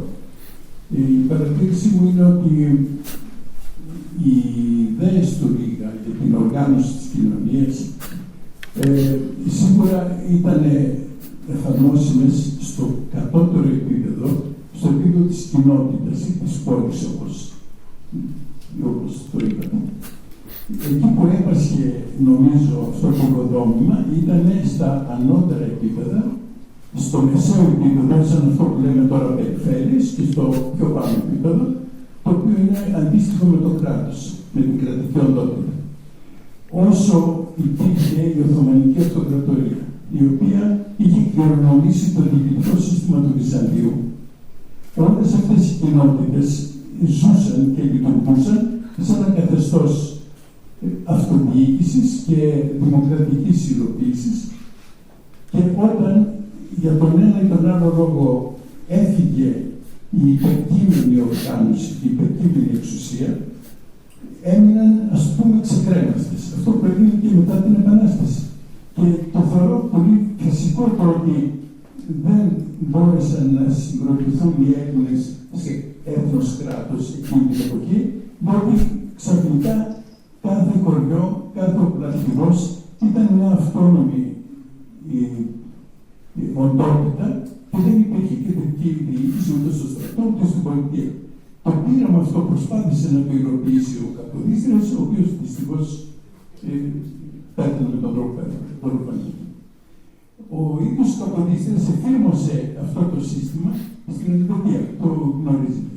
Και ίσως η Ελβετία είναι το μόνο παράδειγμα όπου μικρές κοινότητες τοπικές δημοκρατικά λειτουργούσες ενώνονται σε μια κεντρική εξουσία. Είναι ισότιμες και με έναν λειτουργικό τρόπο. Νομίζω πως ίσως είναι το μόνο παράδειγμα.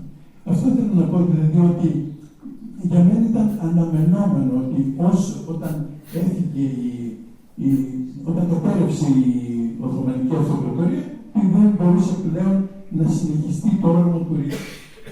Αυτό, σαν παρατήρηση. Και μία σύντομη ερώτηση, αναφέρατε ότι οι αυτοκράτορες στη Βασιλεύουσα, στην Κωνσταντινούπολη, ότι ήταν αιρετοί. Από όσο ξέρω, ήταν κυρίως οι δυναστείες που μέσα στα πλαίσια της κάθε δυναστείας ήταν διαδοχή, οικογενειακή διαδοχή, ο πατέρας, ο γιος, ο ανεψιός, ο θείος, πολύ συχνά ο ένας σκότωνε τον άλλον και όλα αυτά, και υπήρχε μια ασυνέχεια από τη μια δυναστεία στην άλλη. Και δεν ξέρω πώς πήγαινε, ας το πούμε, από τη δυναστεία των Ισάβρων, πώς πήγαμε στη Βασιλεία των Μακεδόνων. Δεν νομίζω να γινόταν εκλογές με την έννοια που ξέρουμε. Δεν ξέρω από ποιους προέκυπτε αυτή η διαδοχή. Αυτά. Ευχαριστώ πάρα πολύ. Κοιτάξτε, προϋπόθεση για να εφαρμοστεί το πρόταγμα του Ρίγα ήταν να γίνει διαδοχή στην Οθωμανική εξουσία. Σημαίνει δηλαδή να εγκαθίστατο μια εθνική ομάδα διακυβέρνηση στην κορυφή. Ό,τι συνέβαινε και στην ελληνική οικουμένη, που εκεί τα κοινά και όχι οι κοινότητες, επιμένω σε αυτό, έχει σημασία, είχαν πολύ μεγαλύτερη αυτονομία και πολύ πιο ισχυρό πατριωτισμό. Στον Πολύβιο, παραδείγματος χάρη, η ελευθερία των Ελλήνων διέρχεται δια της ελευθερίας των πόλεων. Στο Βυζάντιο αρχίζει σιγά σιγά η ελευθερία του όλου έθνους να ενσαρκώνεται από την Μητρόπολη Πολιτεία. Γι' αυτό και στο τέλος δεν εθεωρήθη ότι υποδουλώθηκε το έθνος, ενώσο η πόλης, η Κωνσταντινούπολη, διατηρούσε την ελευθερία της. Και αυτό που θρηνήθηκε και από την λαϊκή ομίγυρη δεν ήταν η απώλεια του συνόλου Βυζαντίου, αλλά της πόλης. Πήραν την πόλη. Αυτό έχει σημασία να το συγκρατήσουμε για να δούμε ότι το σύστημα που πρόκλεινε ο Ρήγας ήταν πιο συνεκτικό, γιατί δεν έθετε σε αντιμέτωπη θέση την κεντρική πολιτεία που ήταν η βασιλεύουσα πόλης με τις πόλεις, αλλά στην κεντρική πολιτεία ενσωμάτωνε το σύνολο των κοινωνιών των πόλεων. Οι διαδικασίες που προβλέπει είναι πολύ πραγματικές και εφικτές να ακολουθηθούν σε πολύ μεγάλο βαθμό.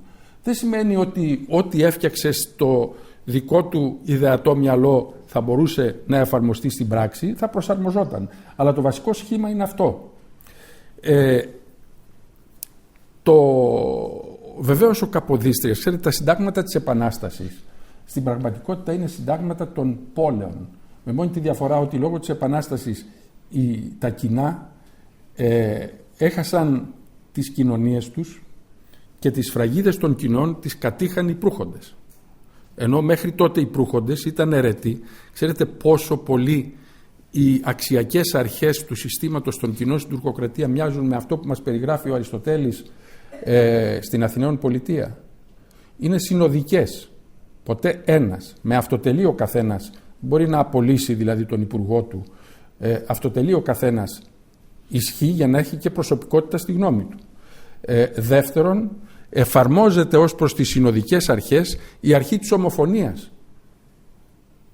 Σας θυμίζω ότι επειδή μεταξύ των 10 στρατηγών στα Περσικά υπήρχε η ομοφωνία, ο Θεμιστοκλής λειτουργήσε εξωθεσμικά για να παγιδεύσει τους Πέρσες στο στενό της Σαλαμίνας. Επομένως, η έννοια της ομοφωνίας έχει τεράστια σημασία. Η εκλογή γίνεται για 6 μήνες έως 1 χρόνο. Ό,τι και οι αρχές δεν τα ανακάλυψαν οι Έλληνες.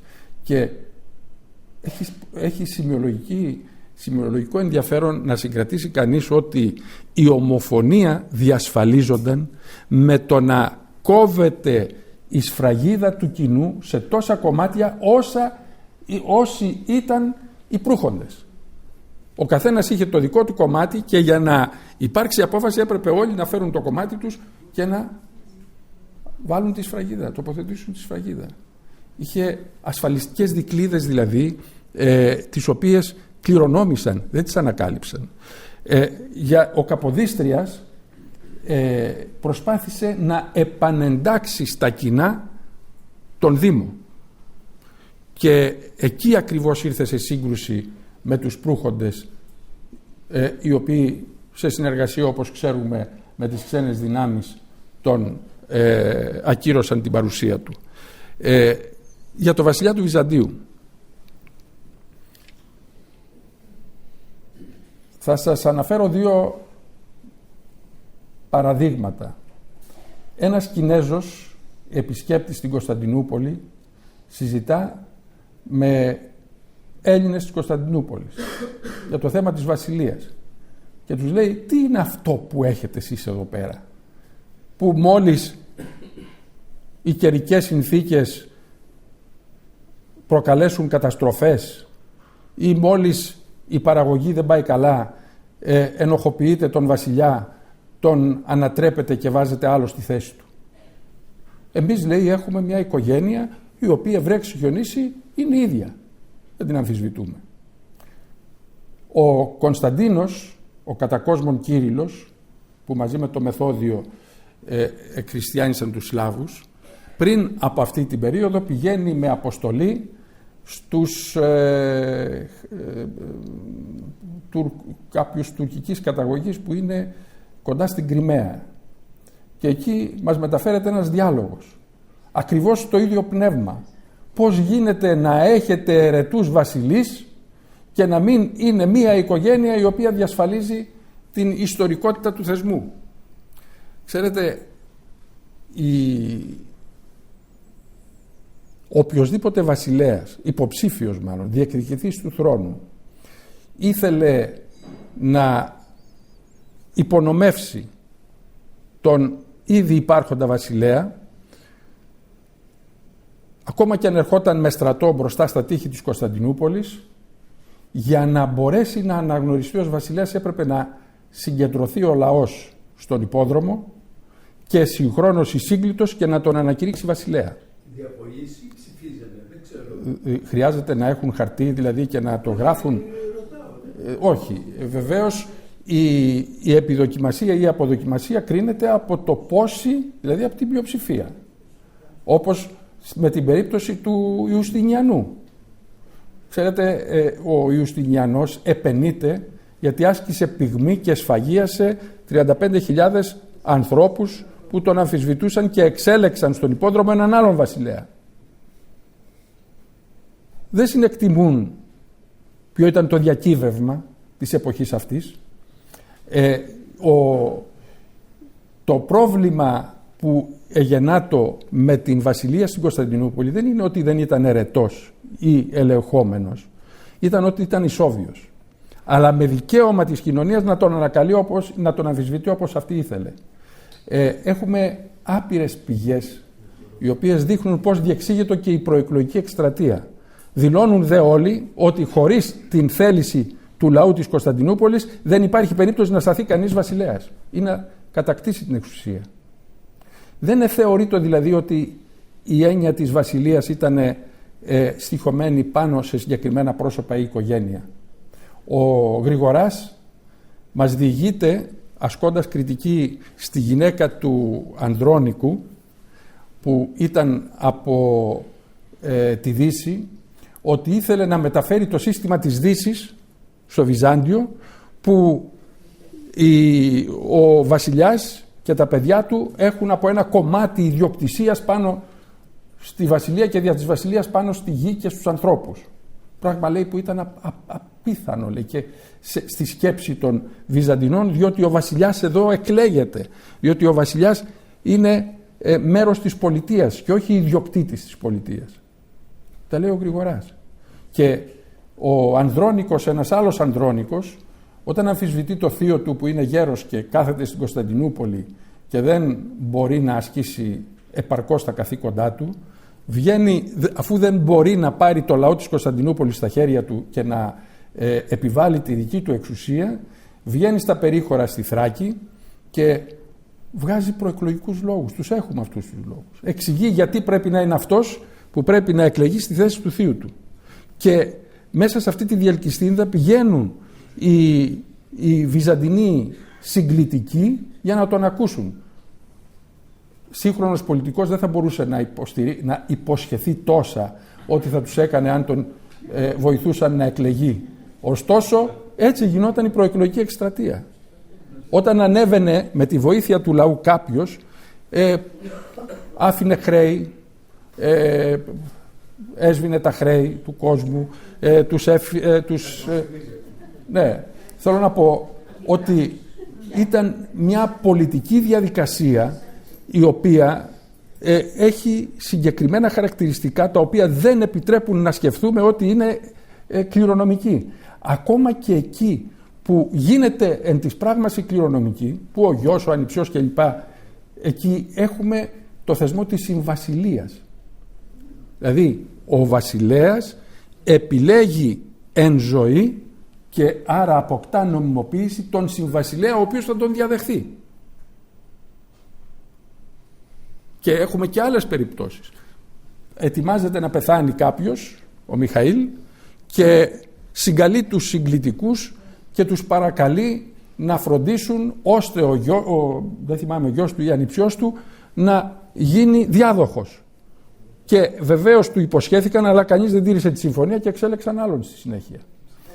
Υπάρχει δηλαδή μια τέτοια διαδικασία που δεν επιτρέπει να δώσουμε τα ίδια χαρακτηριστικά. Μόνο γι' αυτό, γιατί για όλα τα άλλα είναι έτη φωτός διαφορετική η βασιλεία από την απολυταρχία, η βασιλεία του Βυζαντίου.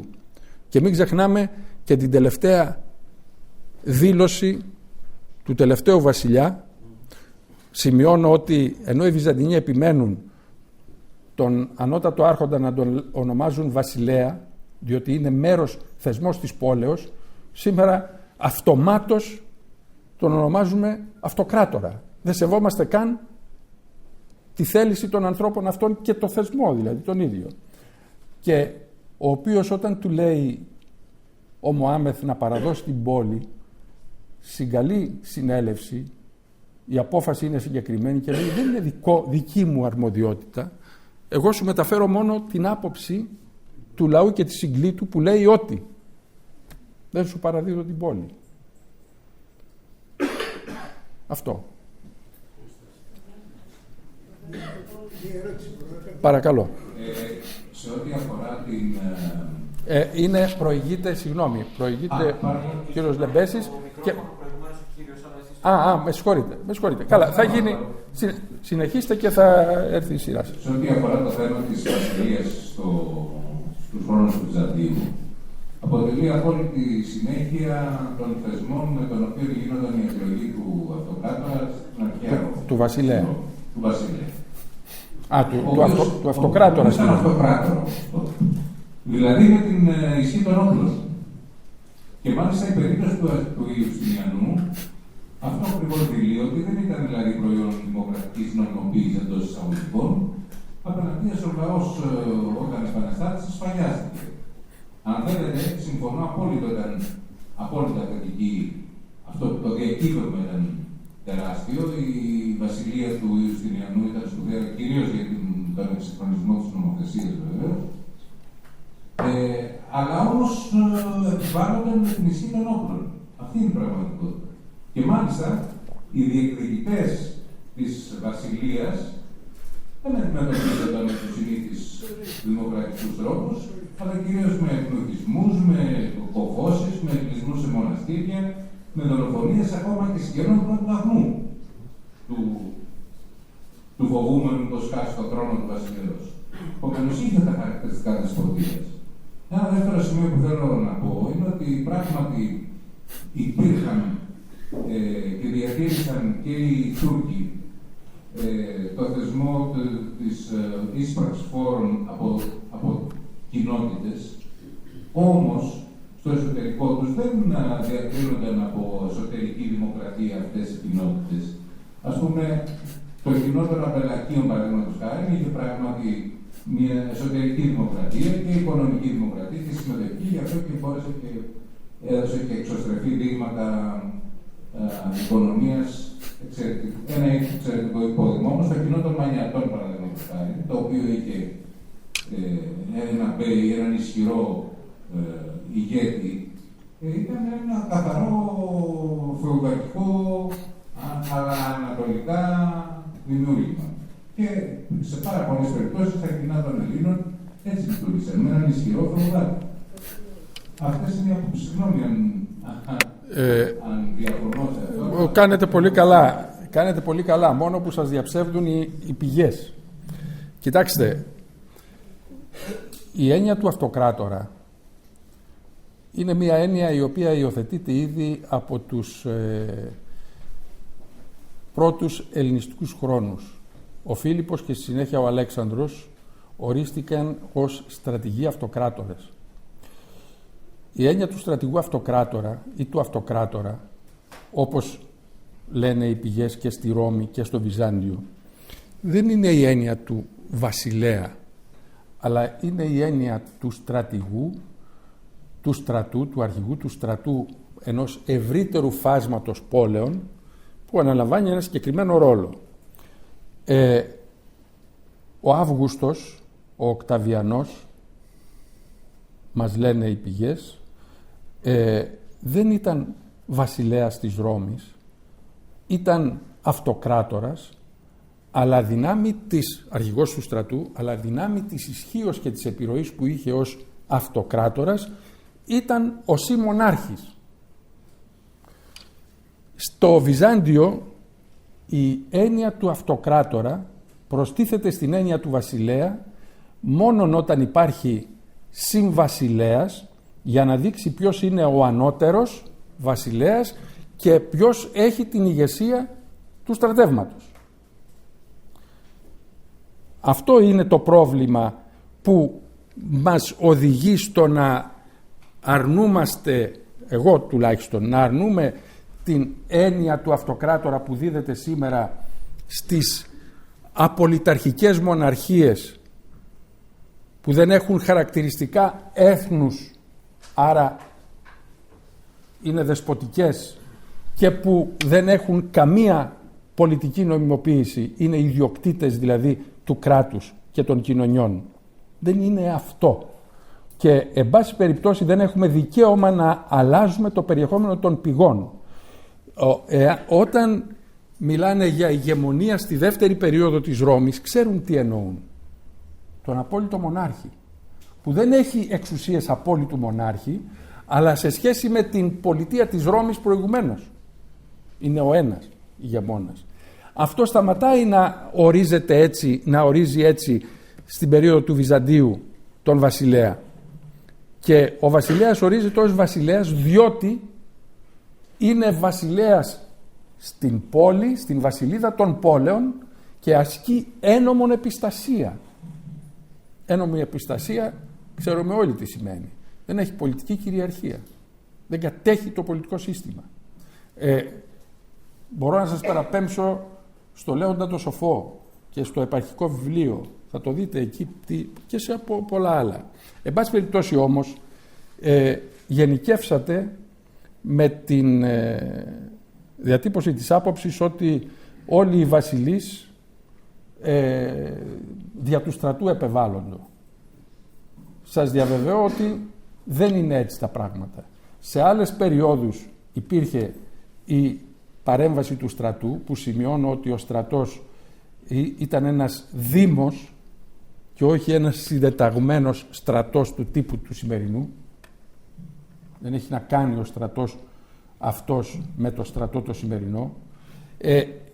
Εξέλεγε αυτός ως βασιλέα τον αρχηγό του, όπως έγινε με τον πρώτο Φωκά, έναν άσημο δεκανέα θα έλεγα, που τον επέβαλε στη συνέχεια ως βασιλέα στην Κωνσταντινούπολη, και που όμως και όταν ο στρατός επενέβαινε, αυτός ο στρατός όμως έπρεπε, για να ανακηρυχθεί κάποιος βασιλέας, να υπάρξει η σύμφωνη γνώμη του Δήμου και τη συγκλήτου της πόλης.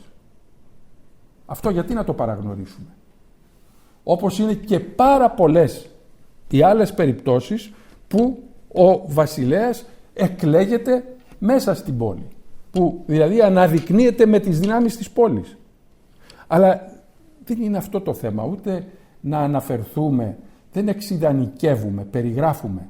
Δεν θα ξεχάσουμε ότι θα τυφλωθεί ο άλλος για να τον εξουδετερώσει, αλλά θεωρείται ότι είναι ανθρωπινότερη μεταχείριση από το να τον εκτελέσει.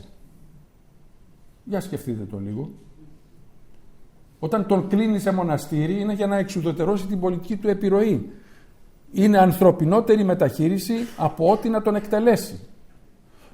Αυτή όμως η περίοδος είναι μια συγκεκριμένη περίοδος που διαπιστώνουμε αυτά τα φαινόμενα. Δεν τα συναντάμε πριν τον Φωκά το συγκεκριμένο στο Βυζάντιο και δεν τα συναντάμε και από το Άνω Βυζάντιο στη συνέχεια. Μπορεί να τους κλείνουν σε μοναστήρι ή οτιδήποτε, μπορεί όπως τον Ανδρώνικο Κομνηνό οι έχοντες αντίρρηση άνθρωποι του Δήμου ως όχλος να λειτουργεί εξωθεσμικά και να τον εξοντώνει, αλλά είναι οι ίδιοι βασιλείς οι οποίοι συναγελάζονται με το πλήθος, ασκούν άμεση εποπτεία στα πράγματα.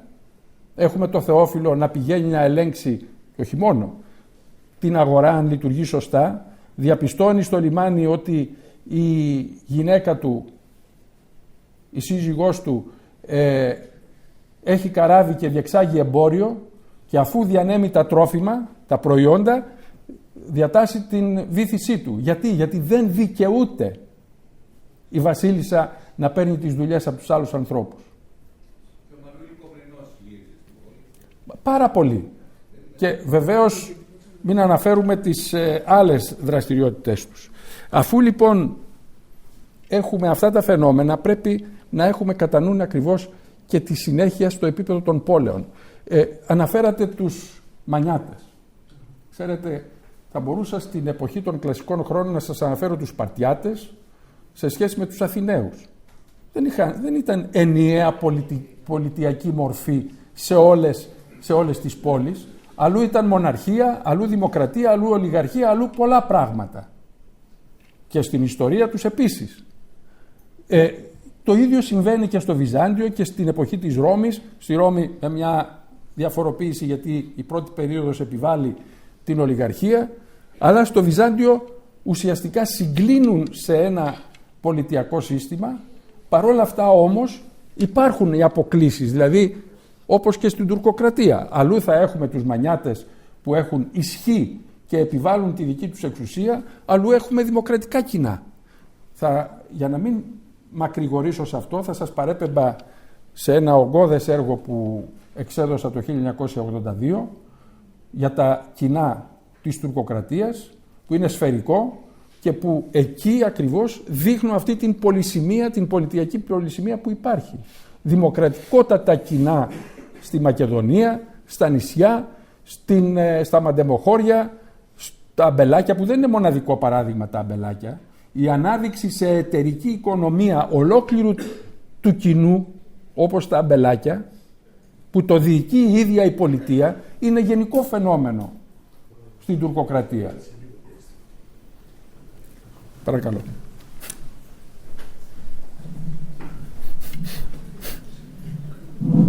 Δεν ήθελα να κάνω ιστορία. Είναι. Δεν ήθελα να μπορώ να κάνω μια ερώτηση να επανέλθουμε. Η ερώτηση μου είναι η εξής. Το όραμα του Ρήγα θα δημιουργούσε, αν πραγματοποιείται, μια μεγάλη βαλκανική δύναμη.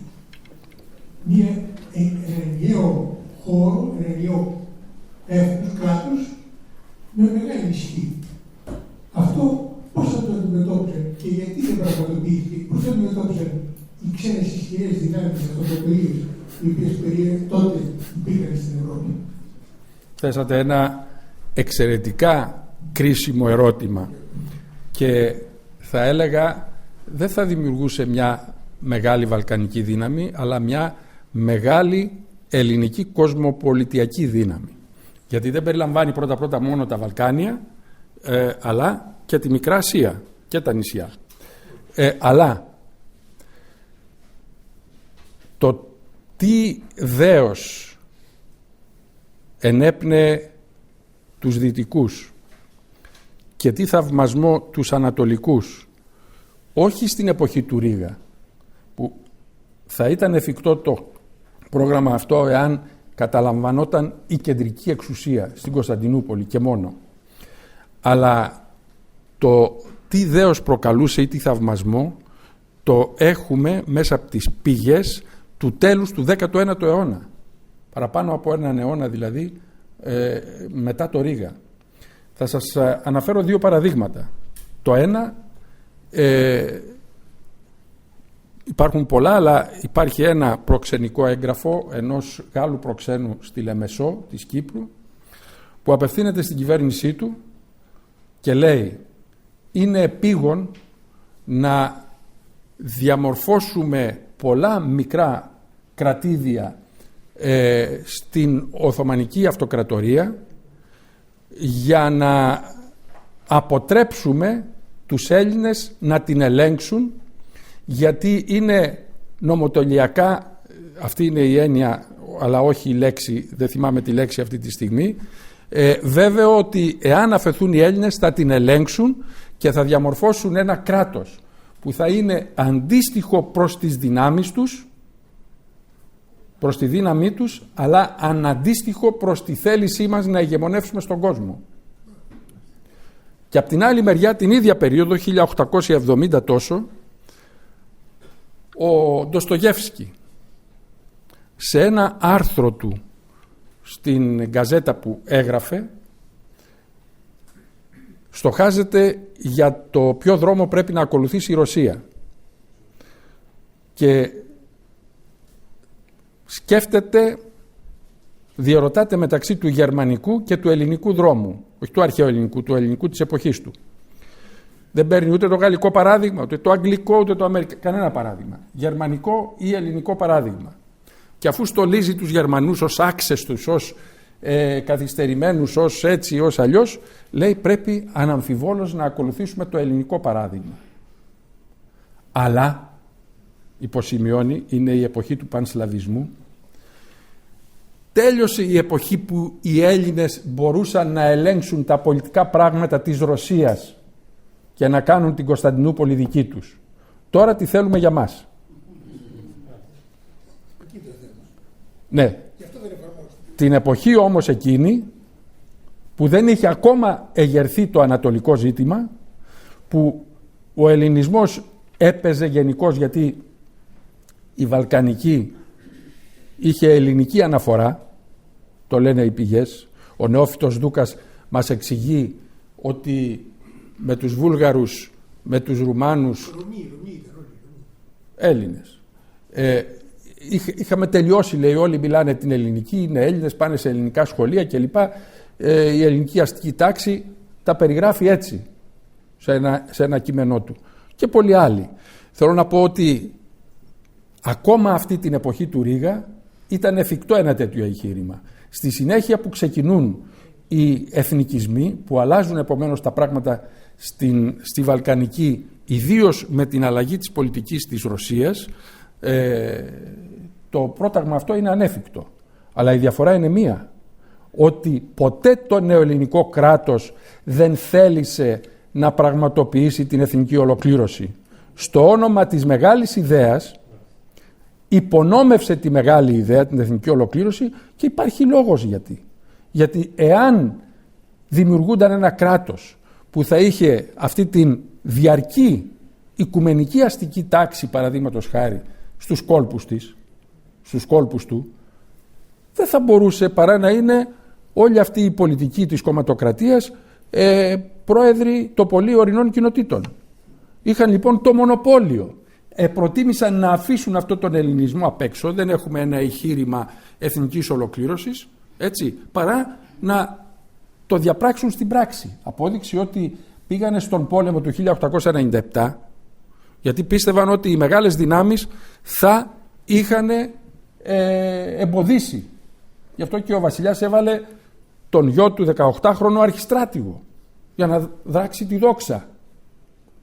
Και οι δυνάμεις βέβαια δεν έπαιξαν με τους όρους της προσδοκίας του ελληνικού συστήματος, του ελληνικού πολιτικού κόσμου, και παραλίγο να χάσουμε την ανεξαρτησία μας. Έχει ενδιαφέρον να διαβάσετε ένα κείμενο που έγραψε ο Δημήτριος Βικέλας και περιγράφει όλο αυτό. Είχε δώσει εντολή να δημοσιευθεί μετά το θάνατό του. Το έχω αναλύσει και υπάρχει σε ένα βιβλίο μου, στην Κομματοκρατία και Δυναστικό Κράτος, η ανάλυση αυτή, που δείχνει ακριβώς πώς διαχειρίστηκαν την υπόθεση αυτή. Πηγαίνουν στον Υπουργό της Ναυτιλίας, που ήταν ο Υπουργός του Ναυτικού Πολέμου, γιατί είχε τεράστια επιρροή στο εξωτερικό και είχε μια μονάδα νοσοκομιακή για να τη μεταφέρει κάποιο πλοίο στο μέτωπο. Και 2 μέρες περίμενε στον προθάλαμο, γιατί υπήρχε μια άπειρη ουρά. Ο Εθνικός Στρατός υποχωρούσε και κατέβαινε κάτω από τη Λαμία για να φτάσει στην Αθήνα και ασχολιόταν με την καταγραφή των ρουσφετιών που του ζητούσαν οι πελάτες του. Και όταν του είπαν να κινήσει το στόλο, ρωτούσε πού βρίσκεται ο στόλος. Αυτή είναι η πραγματικότητα. Λοιπόν, δεν θέλησαν ποτέ να ολοκληρώσουν αυτό. Κάντε μια προβολή σκέψης για να σκεφτείτε τι θα ήταν ο ελληνικός κόσμος αν έστω ένα μικρό κρατήδιο δεν διαμορφωνόταν στην πιο καθυστερημένη περιοχή της Ελλάδας και που ήταν και κατεστραμμένη από τον πόλεμο, όπως η Πελοπόννησος και η Στερεά, αλλά σε ένα μεγάλο αστικό κέντρο που χωρίς τη δημοκρατία, χωρίς επομένως τον συντελεστή που θα υποχρέωνε την πολιτική να κάνει δημόσιες πολιτικές κοινού συμφέροντος, θα υπήρχε μια ισχυρή αστική τάξη, ισχυρά πνευματικά στρώματα που θα επηρέαζαν και θα ανάγκαζαν την εξουσία να πράξει αυτό το γεγονός. Η αστική τάξη, προσέξτε, εάν ιστορίσουμε τον ελληνισμό, τον νεότερο ελληνισμό, με βάση τα πεπραγμένα του κράτους, θα διαπιστώσουμε ότι δεν είχε αστική τάξη. Εάν ιστορίσουμε τον ελληνισμό με βάση τα πεπραγμένα του ελληνισμού, 19ος, 18ος, 17ος αιώνας, θα διαπιστώσουμε ότι υπάρχει μια αστική τάξη οικουμενική, η οποία έρχεται από την αρχαιότητα, δεν σταμάτησε ποτέ να υπάρχει και που είναι εξαιρετικά ισχυρή αυτή την περίοδο. Αλλά αυτή η αστική τάξη δεν μπήκε ποτέ στο ελληνικό κράτος για τους λόγους που είπα. Αυτό είναι το κεντρικό πρόβλημα αυτού του κράτους, ότι συγκροτήθηκε για να υπηρετήσει άλλους στόχους, αλλά όχι το συμφέρον του ελληνισμού. Αν δεν υπάρχει... Παρακαλώ. Καλησπέρα. Θα ήθελα να ρωτήσω, εάν όταν ο διαχωρισμός εξαπλώθηκε στην Ευρώπη, στη Γαλλία, τη Γαλλική Επανάσταση, το 1789, τον διαχωρισμό. Εμείς δεν τον ζήσαμε στην Ελλάδα λόγω που ήμασταν υποδουλωμένοι στους Τούρκους. Αλλά εκπροσωπηθήκαμε όμως, αυτό ήθελα να παρατηρήσω, να κάνω μια σημείωση. Εκπροσωπηθήκαμε γιατί πολλοί πήγανε από την Ελλάδα, πολύ μορφωμένοι, και πήγανε στη Ρωσία, στην Αυστρία, Γαλλία και ζήσανε εκεί, σπουδάσανε, πήγανε στο πανεπιστήμιο. Ήθελα να πω ότι ναι, δεν ζήσανε όλοι οι Έλληνες, αλλά εκπροσωπηθήκαμε στο εξωτερικό και πήγαμε στην Ευρώπη, όπως οι διανοούμενοι στο Φανάρι, στην Κωνσταντινούπολη. Αυτό ήθελα να παρατηρήσω. Και κάτι άλλο, δεύτερο, και με αυτό τελειώνω. Όταν έγινε η Επανάσταση του 1921 και απελευθερωθήκαμε από τους Τούρκους, νικήσαμε και πήραμε κάποια δάφη πίσω και απελευθερωθήκαμε. Σχηματίστηκε μια κυβέρνηση, η οποία είχε, δεν ξέρω, ήταν ήταν δημοκρατική, θα λέγαμε, επηρεασμένη από τα κόμματα που υπήρχαν ήδη. Το Αγγλικό Κόμμα της Επιρροής, το Ρωσικό, Αγγλικό, Ρωσικό, νομίζω και Αυστριακό Κόμμα και Γαλλικό Κόμμα. Ήταν οι υπουργοί που ήταν στην κυβέρνηση μετά το 1921, ήταν επηρεασμένοι από αυτά τα τρία κόμματα, είχαν βγει δηλαδή από τις επιρροές αυτών των τριών δυνάμεων, της Αγγλίας, της Ρωσίας, της Γαλλίας. Οι πολιτικές, το κράτος αυτό ήταν ένα κράτος προτεκτοράτο που εκλήθη να υπηρετεί στα συμφέροντα των δυνάμεων στην περιοχή. Γι' αυτό και τα κόμματα πήραν ακριβώς ξεδιάντροπα το όνομα των δυνάμεων που υπηρετούσαν και όχι της ελληνικής κοινωνίας. Προτεκτοράτο ήταν. Εντελώς. Η έννοια της προστασίας είναι έννοια προτεκτοράτου. Λοιπόν, ας πάμε λίγο παρακάτω για το διαφωτισμό. Όπως σας είπα, ο διαφωτισμός είναι ένα πνευματικό κίνημα που αποβλέπει, στοχάζεται στο πώς θα δημιουργήσει τον άνθρωπο που θα είναι ατομικότητα, ελεύθερος δηλαδή ως άτομο, ατομική ελευθερία. Αντί για το δουλοπάρικο. Και ένα αντίστοιχο κράτος, το οποίο αντίστοιχο κράτος είναι αυτό. Ένα πολιτικό σύστημα που το ενσαρκώνει το κράτος και που μέχρι σήμερα δεν διανοούμαστε να σκεφτούμε ότι άλλο πολιτικό σύστημα, άλλο κράτος. Το πολιτικό σύστημα μπορεί να φύγει από το κράτος και να ανήκει στην κοινωνία, δημοκρατία, ή κατά το ίμιση δεν είναι ταυτολογικά ισοδύναμο και εσαΐ ιστορικό γεγονός. Ένα. Τι σημαίνει? Ας μείνουμε στην πνευματική παραγωγή. Κοιτάξτε, αυτό που συμβαίνει στον ελληνικό κόσμο και πριν το διαφωτισμό το δυτικό και μετά στοιχειοθετεί την έννοια μιας πνευματικής παραγωγής, αλλά που δεν είναι παραγωγή διαφωτισμού αλλά πνευματική παραγωγή, νέα άκμη, νέα πνευματική απογείωση, η οποία μπορεί να συγκριθεί σε ποσότητα και ποιότητα με τις μία, δύο, το πολύ τρεις μεγάλες ευρωπαϊκές δυνάμεις.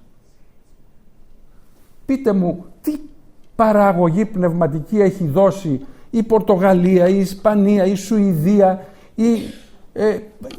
το μεγαλύτερο μέρος των κρατών της Ευρώπης την εποχή του διαφωτισμού. Ό,τι γίνεται στην περίοδο στην περιοχή της Γαλλίας και στα Πέριξ. Δεν έχουμε δηλαδή ένα γενικό φαινόμενο που περιλαμβάνει όλες αυτές τις χώρες.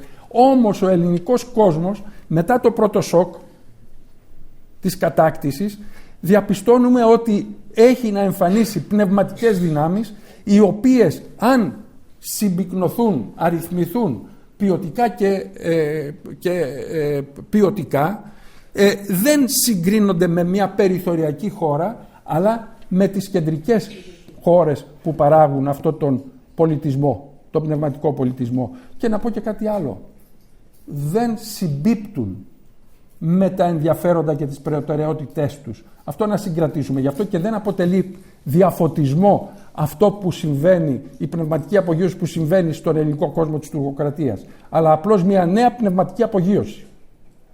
Στοχάζονται μέσα στο πνεύμα και στο κλίμα της ιστορικότητας των Ελλήνων, ενός κόσμου δηλαδή που δεν είναι στη φεουδαρχία και δεν υπήρχε λόγος να είναι στη φεουδαρχία και να σκέφτεται πώς θα απαλλαγούμε από το απολυταρχικό κράτος.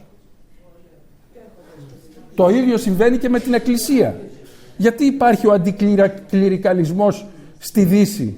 Διότι ήταν φεουδαρχία η Εκκλησία, η πιο αυστηρή φεουδαρχία.